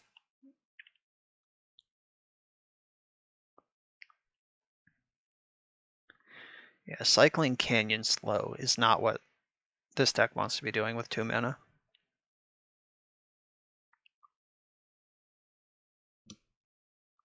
So I can Uro and Klothys next turn, and then really start taking over. Niv-Mizzet's going to be crunching. Like, I want to get them dead. Oh, JK.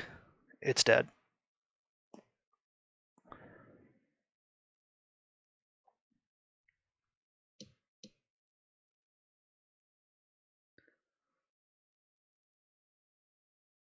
I can still Uro and Clothis this turn.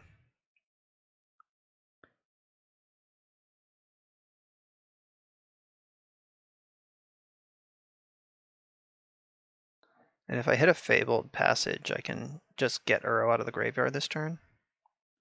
Alright. Well, Hour of Devastation is on lock, at least.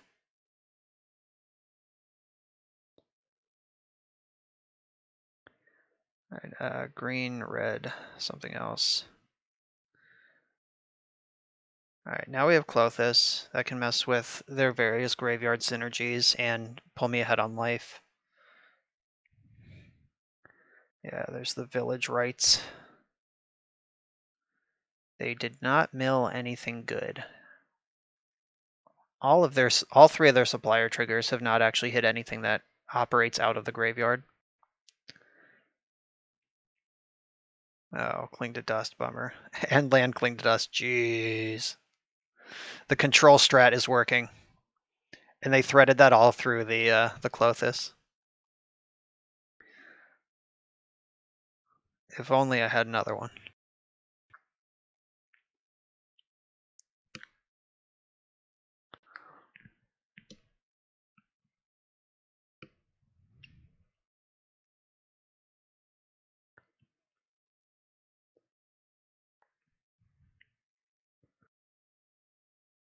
Alright, Fatal Push, pretty nice. Get rid of this Cling to Dust, because I am immediately feeding another Uro to the graveyard.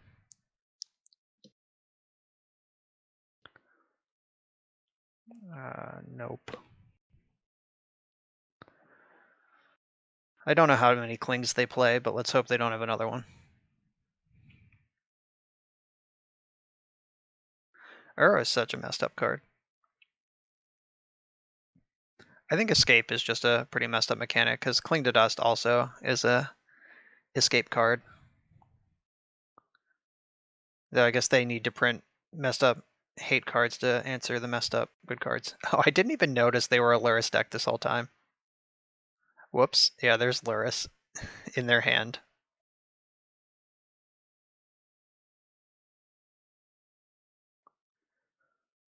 Alright, so I'm gonna decay this young Peasy. I should have done it in combat, whoops, but we're still good. I should have done it in combat in case they were trying to get cute, and like, I don't know why they would have moved to combat, but it would have guaranteed that they don't get to cast a spell second main. And we found the Fabled Passage, which turns on Uro. Red is more important than white. And then here's this blue, green, green, blue.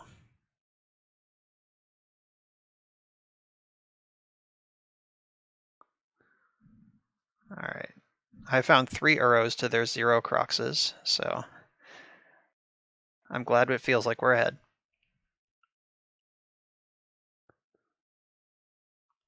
I would be really impressed if they beat me from here. I'm not saying it can't be done, but I do feel like we're in a pretty commanding position.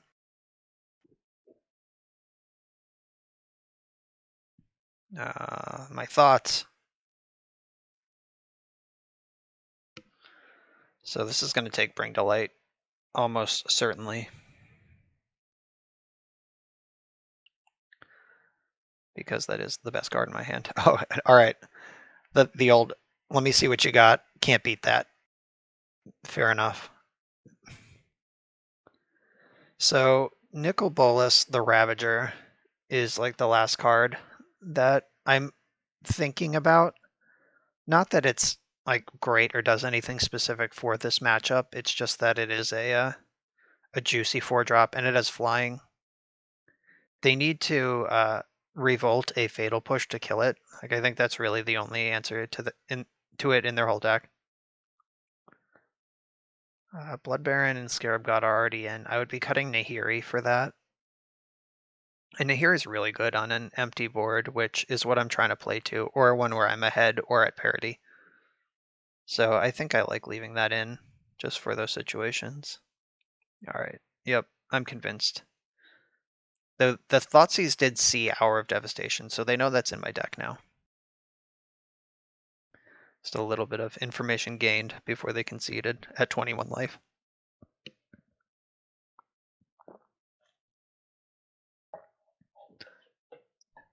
So this has a turn 2 Caryatid. I'm going to keep it. It is about the least exciting turn 2 Caryatid you can ask for, but it does have it. And now I'm going to keep track of the Lurrus now that I realize it's actually there.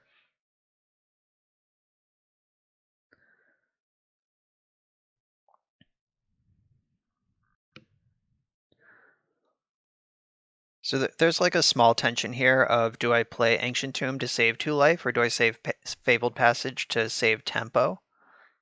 Like, if I draw another land in the next 3 turns, then it's better to play Ancient Overgrown Tomb here. But if I don't, then I might get punished for not having a land that can come into play untapped. Guess we'll see how it goes. Though this is kind of awkward because I want to get my Caryatid into play, but I also want to kill this young Pyromancer. So I think I'm just going to make that play.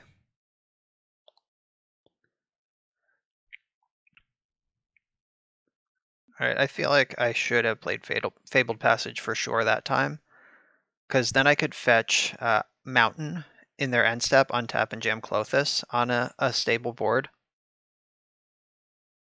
Yeah, it would have been pretty good to shove Klothys this turn. But if I play the Caryatid instead, then I have a chance at... Okay, good. So this gives me the turn 4 Bring to Light that the deck really wants. All right, this worked out. Ended up working out all right. And we have our Wrath. I kind of don't like when it's in my hand, because then it's susceptible to Thoughtseize. But it is nice to just have it around, I guess. All right, so time for this dance. White, green, black. I need blue and red. So I'm going to get Island with this and use the Caryatid for red.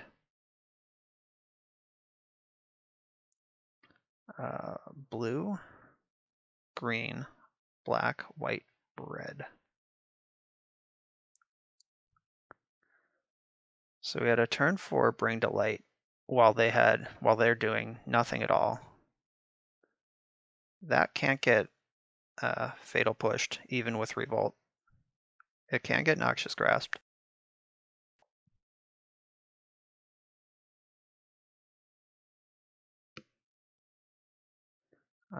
And that was a draw many. Draw so many I have to go to discard. I think I just discard Uro here.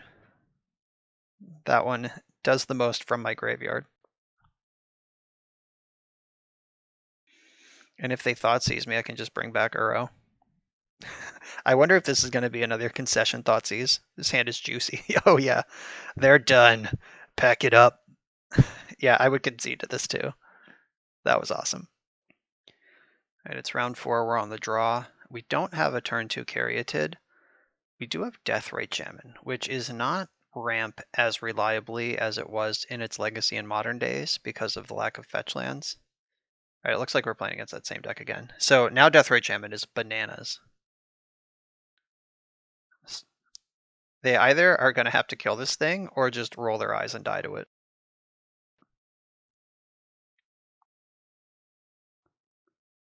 It even milled a land for me. They do play Fatal Push and Wild Slash, so they have a ton of answers to it. It's just, are they going to have one?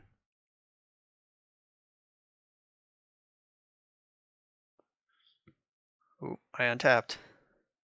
Life is good. So here's that situation again of, do I play this Triome or do I cycle it later? I can actually cycle it pretty quickly. Green exiles creatures. I need black to exile spells. But I'm just going to play this Glacial Fortress and pass the turn. I can exile their Blood Crypt to cycle the Triome. And I think that's what I want to be doing right now. Or I could leave that land where it is in their graveyard and have a turn 4 Bring to Light.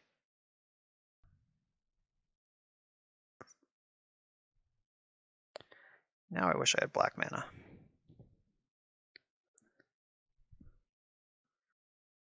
So I think I'm gonna... Oh, I guess if I cycle this, then I still have a land in the graveyard because it's the land I cycled. Okay, yeah. It's been a minute since I had a Deathray Shaman in play. And I have the Mana Confluence that can make black, so we're good for this Abrupt Decay. Oh, we're even better now.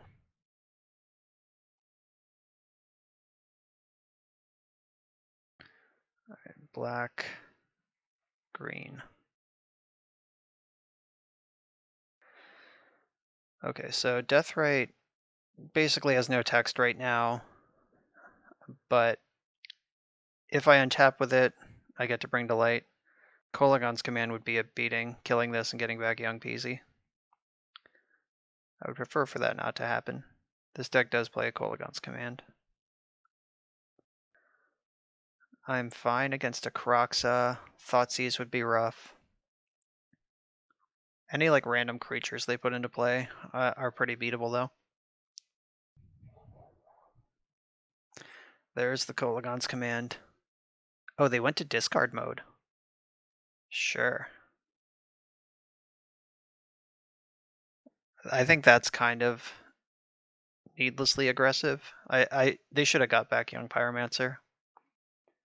I guess I don't know what else is coming. Like if they have a plan over the next couple turns to empty my whole hand, that might have been really smart.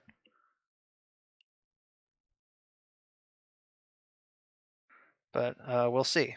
So now I have to turn 5 Bring to Light instead. But that's cool. I got a handful of removal. Thoughtseize wrecks me, but most other things are fine.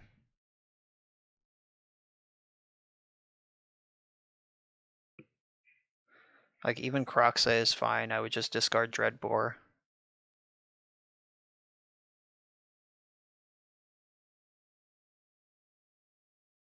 Pack Rat. Okay.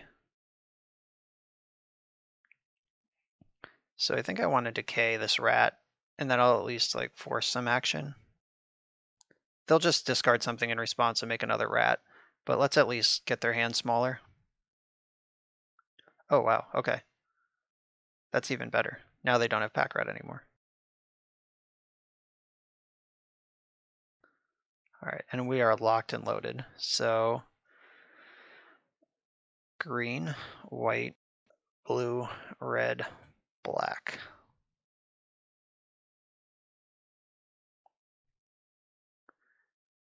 Niv-Mizzet.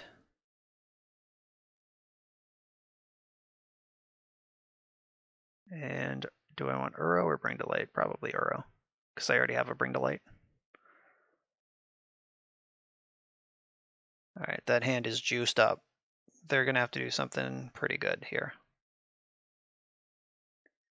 Like their deck is very good at playing small ball, just getting like small value over little tricksy interactions. And my deck's very good at just drawing 3 cards with a 6/6. All right, they took the second Bring to Light. Okay. Now what?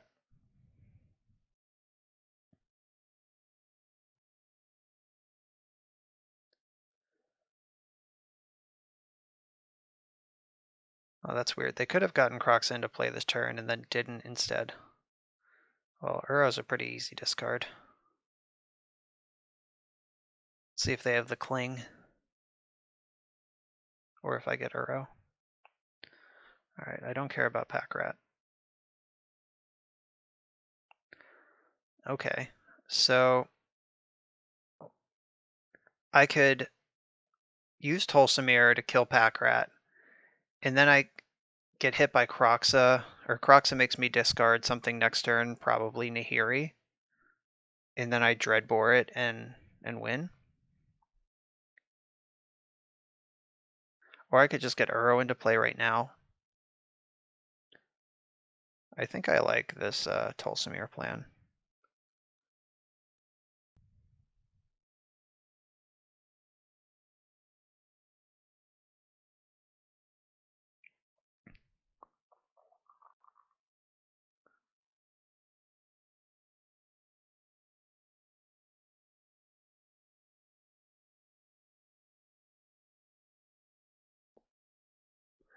So they could Fatal Push my Wolf to stop the fight.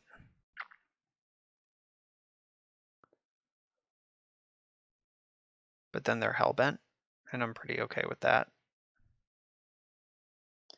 Alright, Village Rites. Alright, they got me again. But I still have 6 more power in play, and they have not much going on. So they need to shred my whole hand and also exile Uro from my graveyard to get back into this from here. And we know they have Kroxa in their graveyard, so they can do one thing. I'm going to discard Nahiri if they do that. And then if I draw a land, I can Dreadbore plus Uro. Alright, or they can just concede. Deal. Alright, so what did I do last time? I brought in the Fatal Pushes and Extinction Events. Blood Baron. Scarab God. And what's over here? Nothing. Alright. So these 7 cards are coming out or in. Teferi was bad. Nahiri was a little slow. Yeah, I think that's what I did last time, and I still like that. Let's do it.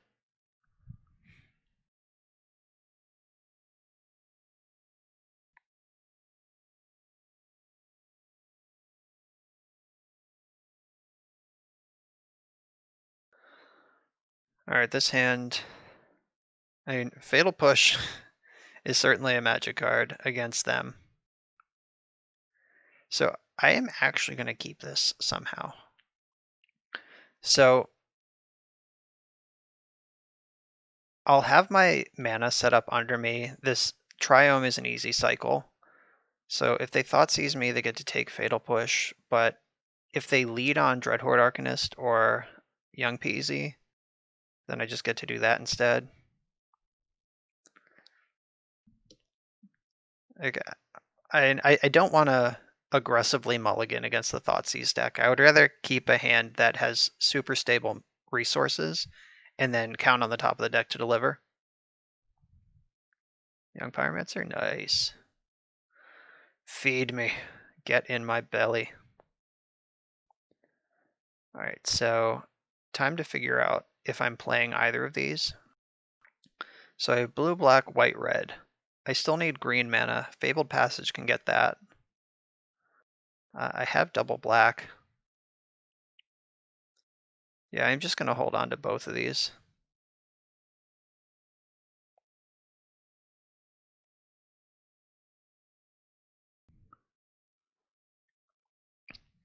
I've never played this deck, the opponent's deck, so like I don't know for sure. And also their hand matters a lot, but in general I do like to hold my young Pyromancers until turn 3 where I can guarantee some value off them. Alright, so here is my mountain. So I can cycle one of these Triomes and then play the other, or just hold it and cycle it next turn based on what my opponent presents here. The fact that they did nothing, I think I'm going to get Kolaghan's Commanded here, getting back Young P. Yep. Alright, so I have to discard a card. I think it's just Swamp. Like, I have a bunch of black sources. So now that I had to discard a land, I'm likely to play a Triome next turn. There's Young Pyromancer. And I am going to cycle in the end step here. These both make green. They both make, this makes blue, this makes white. So I need blue more than I need white, so I'm going to cycle this one. Because Uro requiring double blue, you just always have to have your eyes on the double blue. All right, so Fatal Push.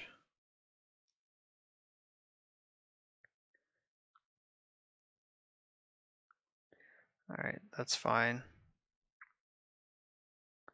So blue, black, white, red, green. All right, so I can also cycle this Triome and still have 5 colors next turn with the Fabled Passage getting Forest. And this hand is immune to Thoughtseize because I have two of the spell that I want to cast. So unless they double Thoughtseize. Oh, Duress. That's not where you want to be.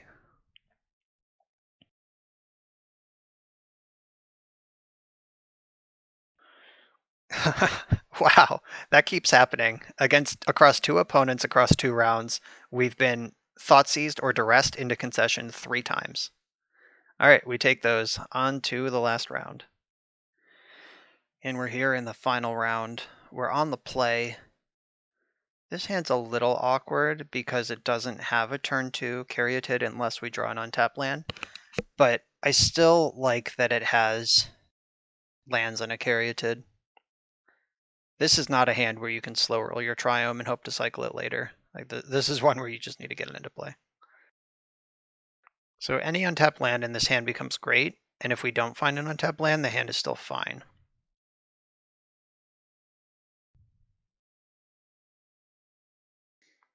All right, that's cool. Finding another land was important, so now we're on pace for the turn 4 Bring to Light. So we have Bring to Light and Niv-Mizzet in this hand. So even through a Thoughtseize, we can still do one of them.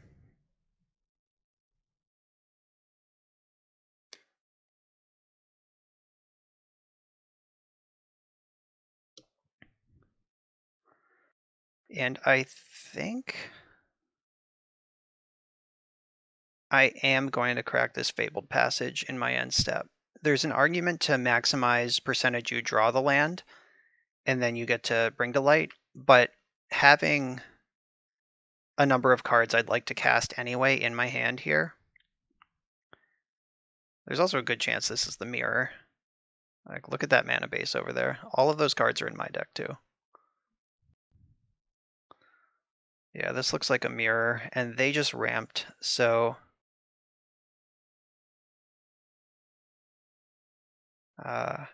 you may cast that card without paying its mana cost. So Teferi Bricks Bring to Light. Maybe I just maximize my chance of drawing a land here. All right, rewarded. So red, black, blue, green, white, or white. I'm trying to figure out what the important best color to fetch here is, because I definitely have all 5 colors. So if I go red, blue, white, green, black, so I can get an island with this. Yeah, I'm gonna do that.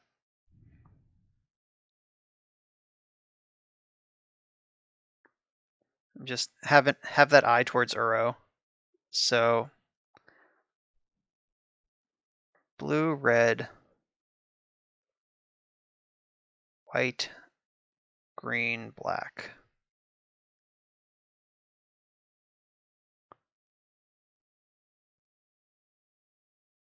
And end up with a perfect 7 cards in hand.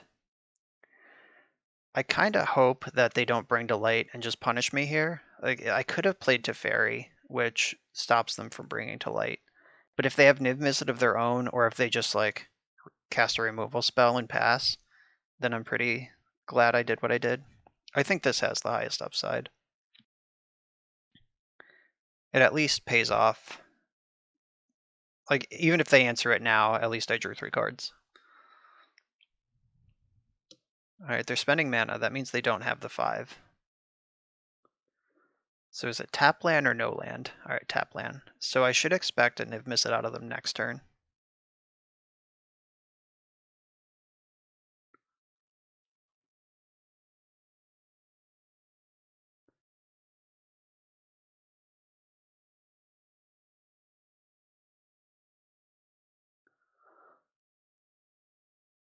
All right, Voice of Resurgence. All right, so their build is different than mine.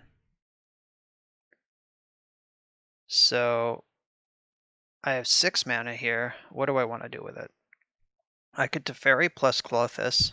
I could Uro plus Teferi. I'm fairly confident I want this Teferi in play right now. So, blue, white. I have lots of red. All right. So I'm going to Teferi, clear this Voice of Resurgence. All right, that drew a land. So I think I want to Uro here to keep pulling ahead.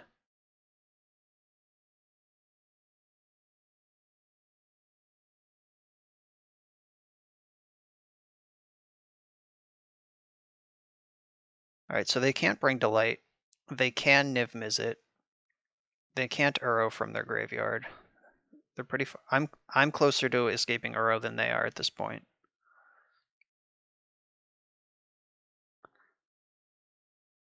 And I have Klothys to follow up, which can hit their Uro hopefully before they go off. It looks like they're trying to assemble 5 colors of mana here. So they either have the Niv or they're about to punt to bring to life. I don't know. They have their Klothys. And they can also have their Voice of Resurgence back.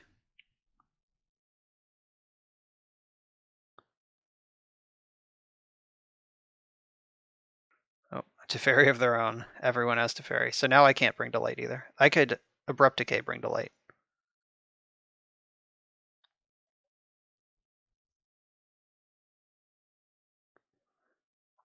It was smart to draw a card right away, because now if I Abrupt Decay, then 1, 2, 3, 4, 5, 6, 7. So I can Abrupt Decay Teferi and then end step bring Delight.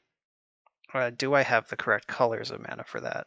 So if I go blue, black, then I have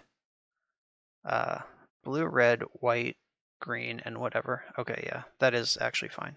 All right, so black, green, kill Teferi. I've plussed my Teferi. So now I can pass. I think just deploying an end step, uncounterable Niv-Mizzet sounds pretty good. They get to eat my Uro, but I think that's okay.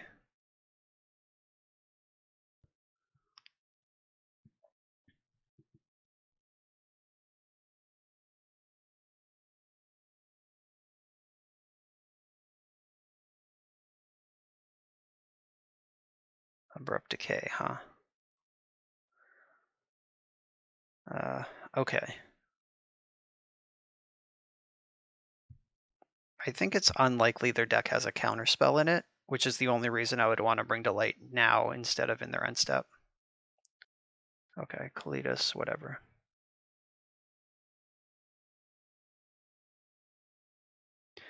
All right, blue, red, white, green, and black.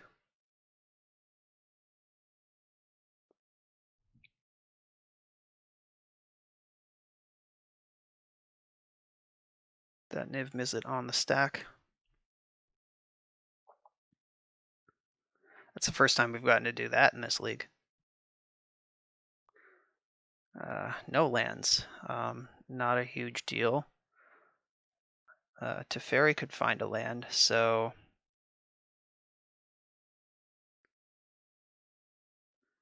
let's have Teferi bounce this Kalidas and continue bricking.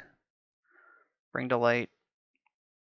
I want Klothys of my own, because they are getting close to Uro, and I'd rather just not deal with that. And I can cast Deathrite Shaman with this Sylvan Caryatid still, as a little insurance policy. And I'm going to discard one of these Caryatids. All right, you're up. The fact they haven't jammed Niv-Mizzet makes me pretty confident that it's Bring to Light that they have instead of the Niv himself.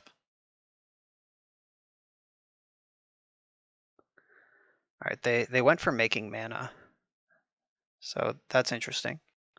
Not surprising, but certainly interesting.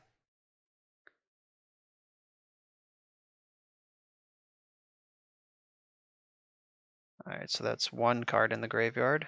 If they can get one more in the graveyard, then they can bring back Uro. But it has to be a 1-drop. Though they can bring to light right now.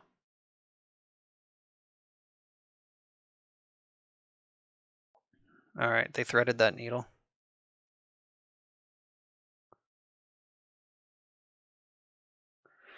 Let's see if it's just Niv they get, or do they have some sweet technology to really wreck me here?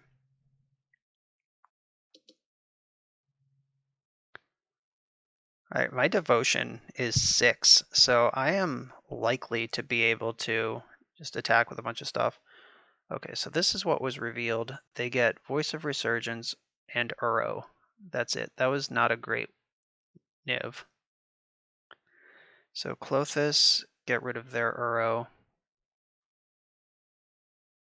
And then I can 1, 2, 3, 4, 5, 6, 7, 8. There's not actually any lands in the graveyard. 7 mana. So if I use 6 of it, all right, I can dreadboard their Niv-Mizzet, or I could just get Uro into play. I have to get rid of this Niv-Mizzet though, so yeah, I'm just gonna dreadboard Niv.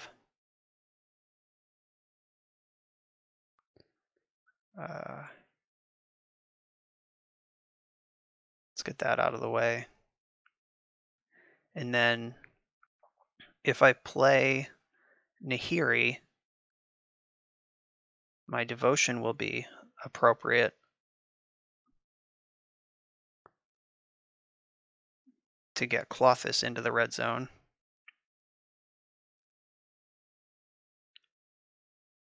All right, 6, 10.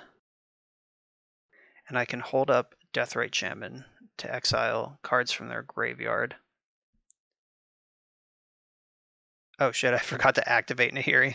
Whoops. It was just there for the devotion. Don't worry about it. Whoa. There's a lot to keep track of in this game. This I could have exiled.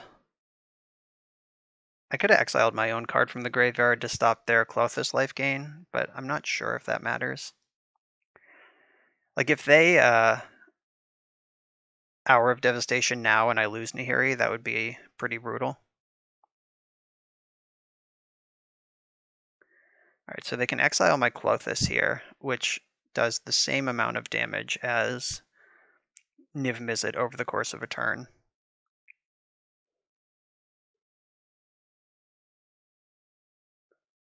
Alright, they're still dead. Alright, that was lucky. It's safe to say I played that one suboptimally. Just at the end, though. I think I played pretty well other than that. So this is a control mirror where I think we want all of these sort of things in the deck, but it's a control mirror without counterspells, so I don't think Sirach is something we're interested in. Rakdos Return, Scarab God, Nicol Bolas, Thoughtseize are all good. Casualties is a maybe. Like, destroying a land... There's only one or I guess there's Teferi and Nahiri, so there are a bunch of planeswalkers in these decks. I guess we'll see what we're cutting.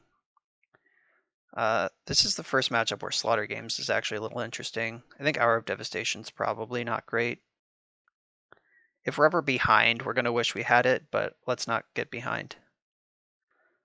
Creatures in graveyards, players can't cast. Alright, that affects both of us. So, I'm interested in the Uro game. I think we need less spot removal. Klothys is pretty good. Teferi's great. Kalida's not very important. I changed my mind on Slaughter Games. Like I don't think it's better than this other stuff. Like if there's a world where we turn 3 Slaughter Games when they're setting up for turn 4 Niv, then that's good. but I'm just not convinced that's the game I want to play. Abrupt Decay pretty much kills exactly Uro. They showed me Voice of Resurgence also, but I don't have a lot of instants. I'm not sure if I even care about that card. So maybe this looks better. I'm thinking hard about this Slaughter Games. Like, is that something I'm really interested in? Like, is it better than Tolsimir? Is it better than Deathrite Shaman? I think those are the last cuttable cards here. This I'm bringing in Nicol Bolas, which does a pretty good Tolsimir impression. Okay, I am going to leave in the Slaughter Games. I do think it's a backbreaker if we pop it off in time.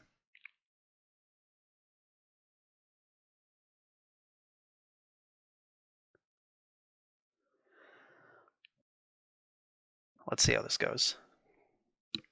Slaughter Games is certainly better on the play than the draw. Like, I have to ramp, or I have to hope they don't ramp. Alright, this hand is fine.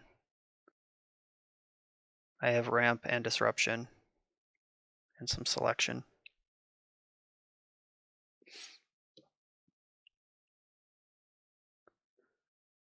A lot of basic lands. Not excited about that, but this is not a mulligan. Opponent's on 6 so far.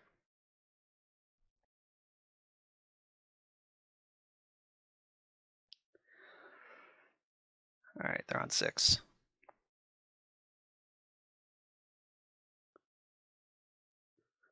Well, I got to start with a Triome, that's lucky. Alright, so playing Island first and playing Drowned Catacomb first are basically the same thing. I can't do anything with either of them, and this could at least represent something. Not that I know what it would be. Like Mystical Dispute, I guess.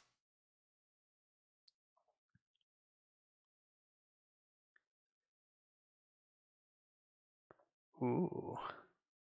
Bolas. Show me your moves. Bring Delight and Dovin's Veto. Alright, I'm taking Bring Delight. I can work through a Dovin's Veto.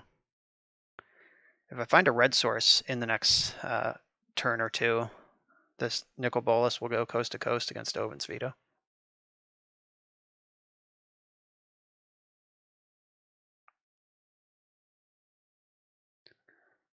Alright, I'm gonna Uro here, because I'm not just gonna run my Teferi into the easy counter. At some point they'll have to spend their mana to move forward with their plan, and that's the turn where I cast my non-creature spells. Or if I can double spell, like Teferi plus Teferi all at once.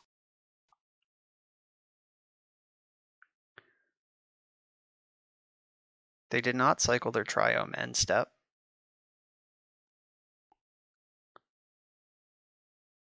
Alright, Uro. Nicol Bolas is going to be sweet.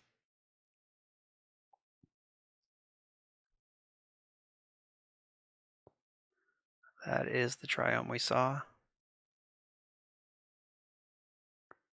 And they still have up Veto. Okay. Alright. 5-color protection from Blood Moon deck this time.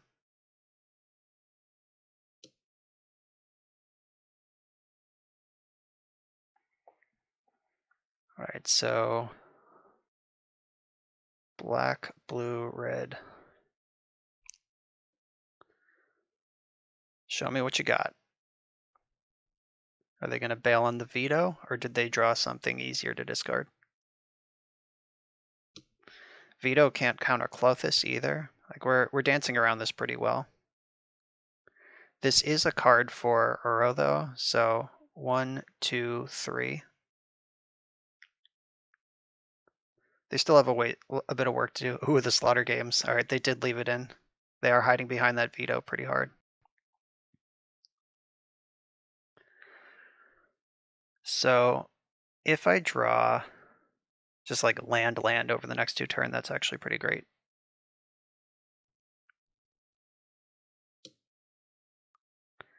Get this Nicol Bolas into Planeswalker mode.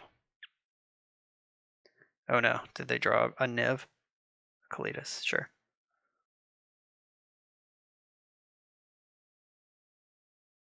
All right.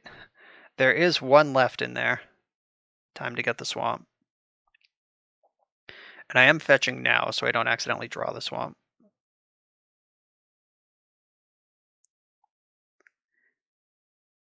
And I'm not attacking because Kalitas has lifelink, and basically they're attacking for 3 and I'm attacking for 1. If we just try to race here, I'm not winning that race, but I can block Kalitas effectively. Though if they attack with Kalitas, I probably just won't block. Uh-oh. So I wasn't going to block because that would have been a suspicious attack. Like, they're trying to get a card in their graveyard for Uro. Okay, so... Alright, so I can exile their Fabled Passage and cast 2 Teferis. Or I can just exile the Uro. I think that makes more sense. Just exile Uro, get that out of the way. Cast Teferi, it gets countered, and then we can play Magic from there.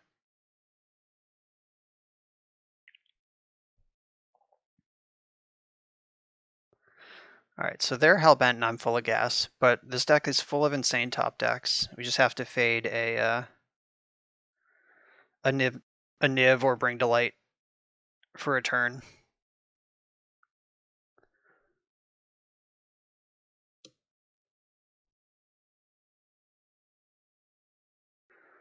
Okay.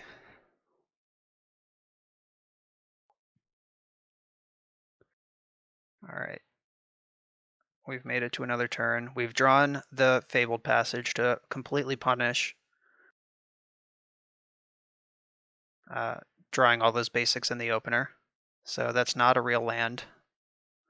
It is good fodder for Nahiri, though. 1, 2, 3, 4, 5. So if I Nahiri, they do not have enough to kill her. Leave up Abrupt Decay mana. Hope this doesn't get countered.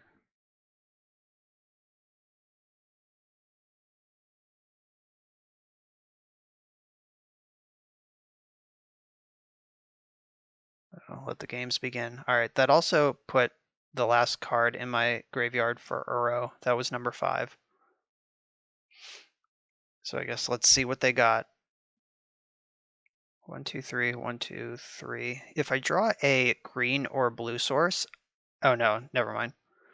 I was gonna say I could Teferi plus Uro, but that's just not even true. Okay, they're growing Kalitas. I'm not sure why. That just exposes them to Teferi even more. I guess they gain more life this way.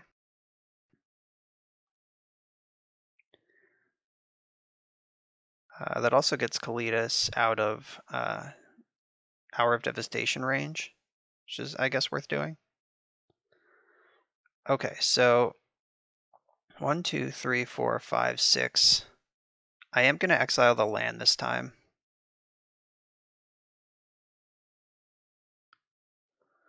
I'm going to make red. Alright, so red, black, red, blue. That leaves Teferi mana up, and I get to see their hand with the Slaughter Games. Niv-Mizzet Reborn. So their hand is a swamp. How can they win this game from here? Just Uro? Yeah, it's just Uro. They do have their Rakdos' return, so I have to watch my life total. Okay. Those are gone. And then, because they sacrificed their zombie, I get to bounce this Kalitas with impunity.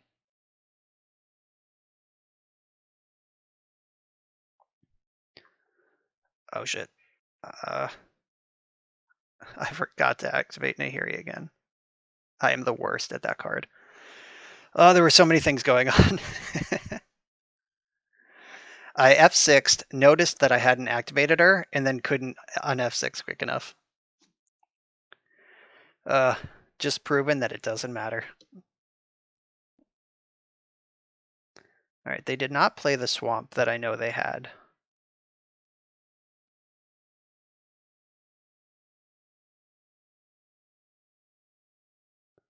So I can Rakdos's Return as an instant.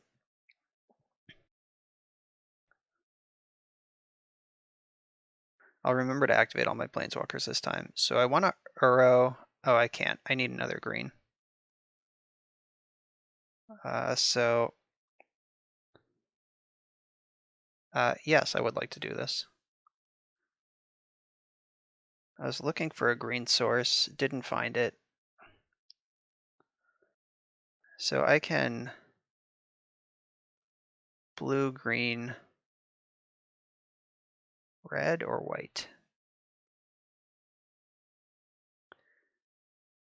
Oh, no, I don't want to do this with Kalitas in play. That was almost a disaster. I want to do this. Play Caryatid. Play this back up to Fairy. Bounce Kalitas again. That's what I needed to do there. Whoop, that was a close one.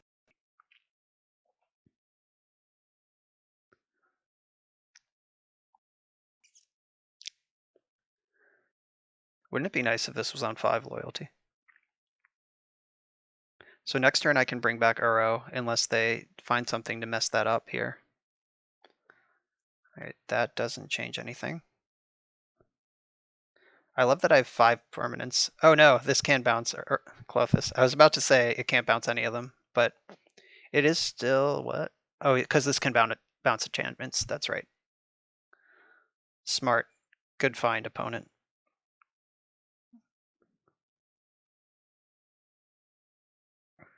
All right, Kalitas is back.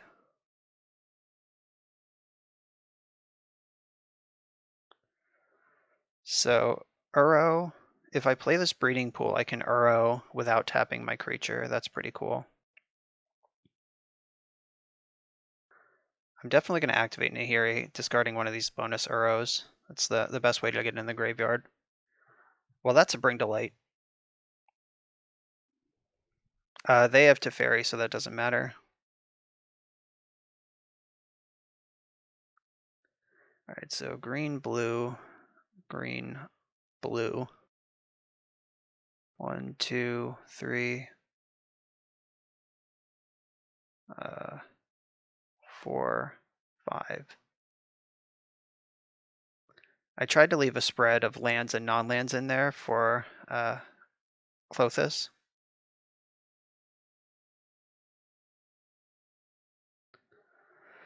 So I can empty their hand with Rakdos's Return here.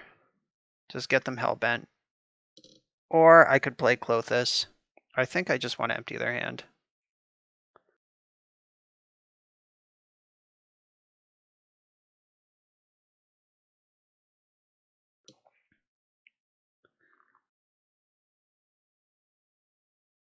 Extinction Event. All right, yeah. Didn't want them to cast that.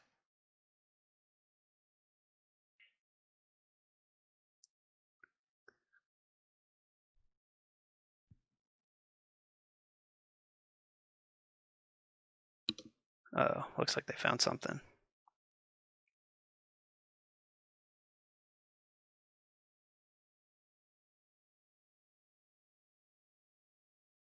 A row of their own. That's pretty close to coming into play.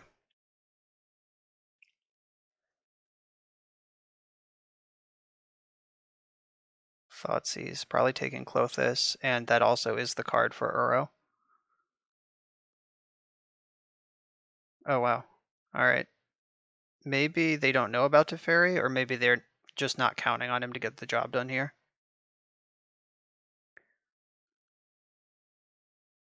If they don't know how this works, that's even better, because they still have Bring to Lights in their deck, even if I took all their nibs.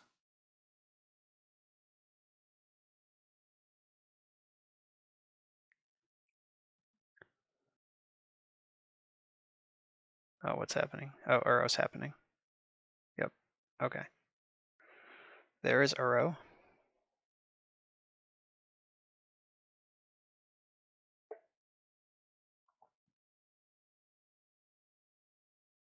So I can attack with my Uro, and they can trade Uros. They end up getting a zombie and exiling my Uro with Kalidas.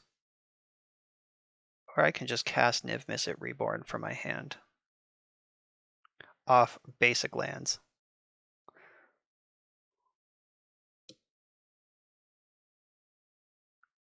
Oh, Dreadbore. That's like exactly the card I wanted. So I can Dreadbore Kalidas. No, I Dreadbore Uro, and then I attack with my Uro. Red, black.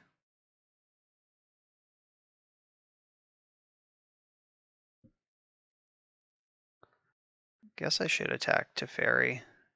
Their life total is really high. I am not going to put that into play because I want to discard it to Nahiri.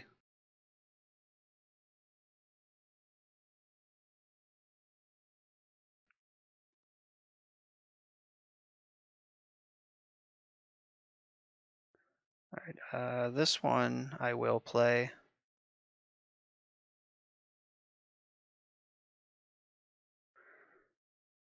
Alright, I'm feeling pretty good here. We have multiple 6/6s to their 3/4. If they draw a removal spell for Uro, I have 2 more waiting in the wings. Nahiri is 1 turn away from popping off. Alright, they came to the same conclusion we did. Alright, so that was a cozy little 4-1.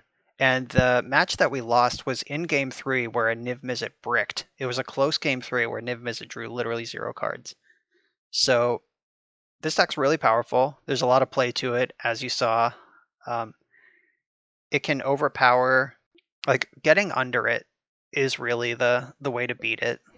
Like aggressive decks are kind of tough, but anyone who's trying to go into the long game, you're just going to bury them eventually. Every card in the deck is a 2-for-1 or better. And with the Bring to Light package, the toolbox, you have something for everyone. The Triomes were a huge upgrade to the deck. Those didn't exist back in February when I first tried this. Having a tri-land that also cycles is just bananas. The deck was already playing the like Opulent Palace, like the original tri-lands from Khan's block, and these are just strict upgrades. So a lot going on here. This deck was a lot of fun. I think it's very good. If you like this sort of decision making and long games and checking all the boxes, I recommend it. So thanks for watching, and I'll see you next time. Make sure to like, comment, subscribe, and talk to me on Twitter @BoschandRoll.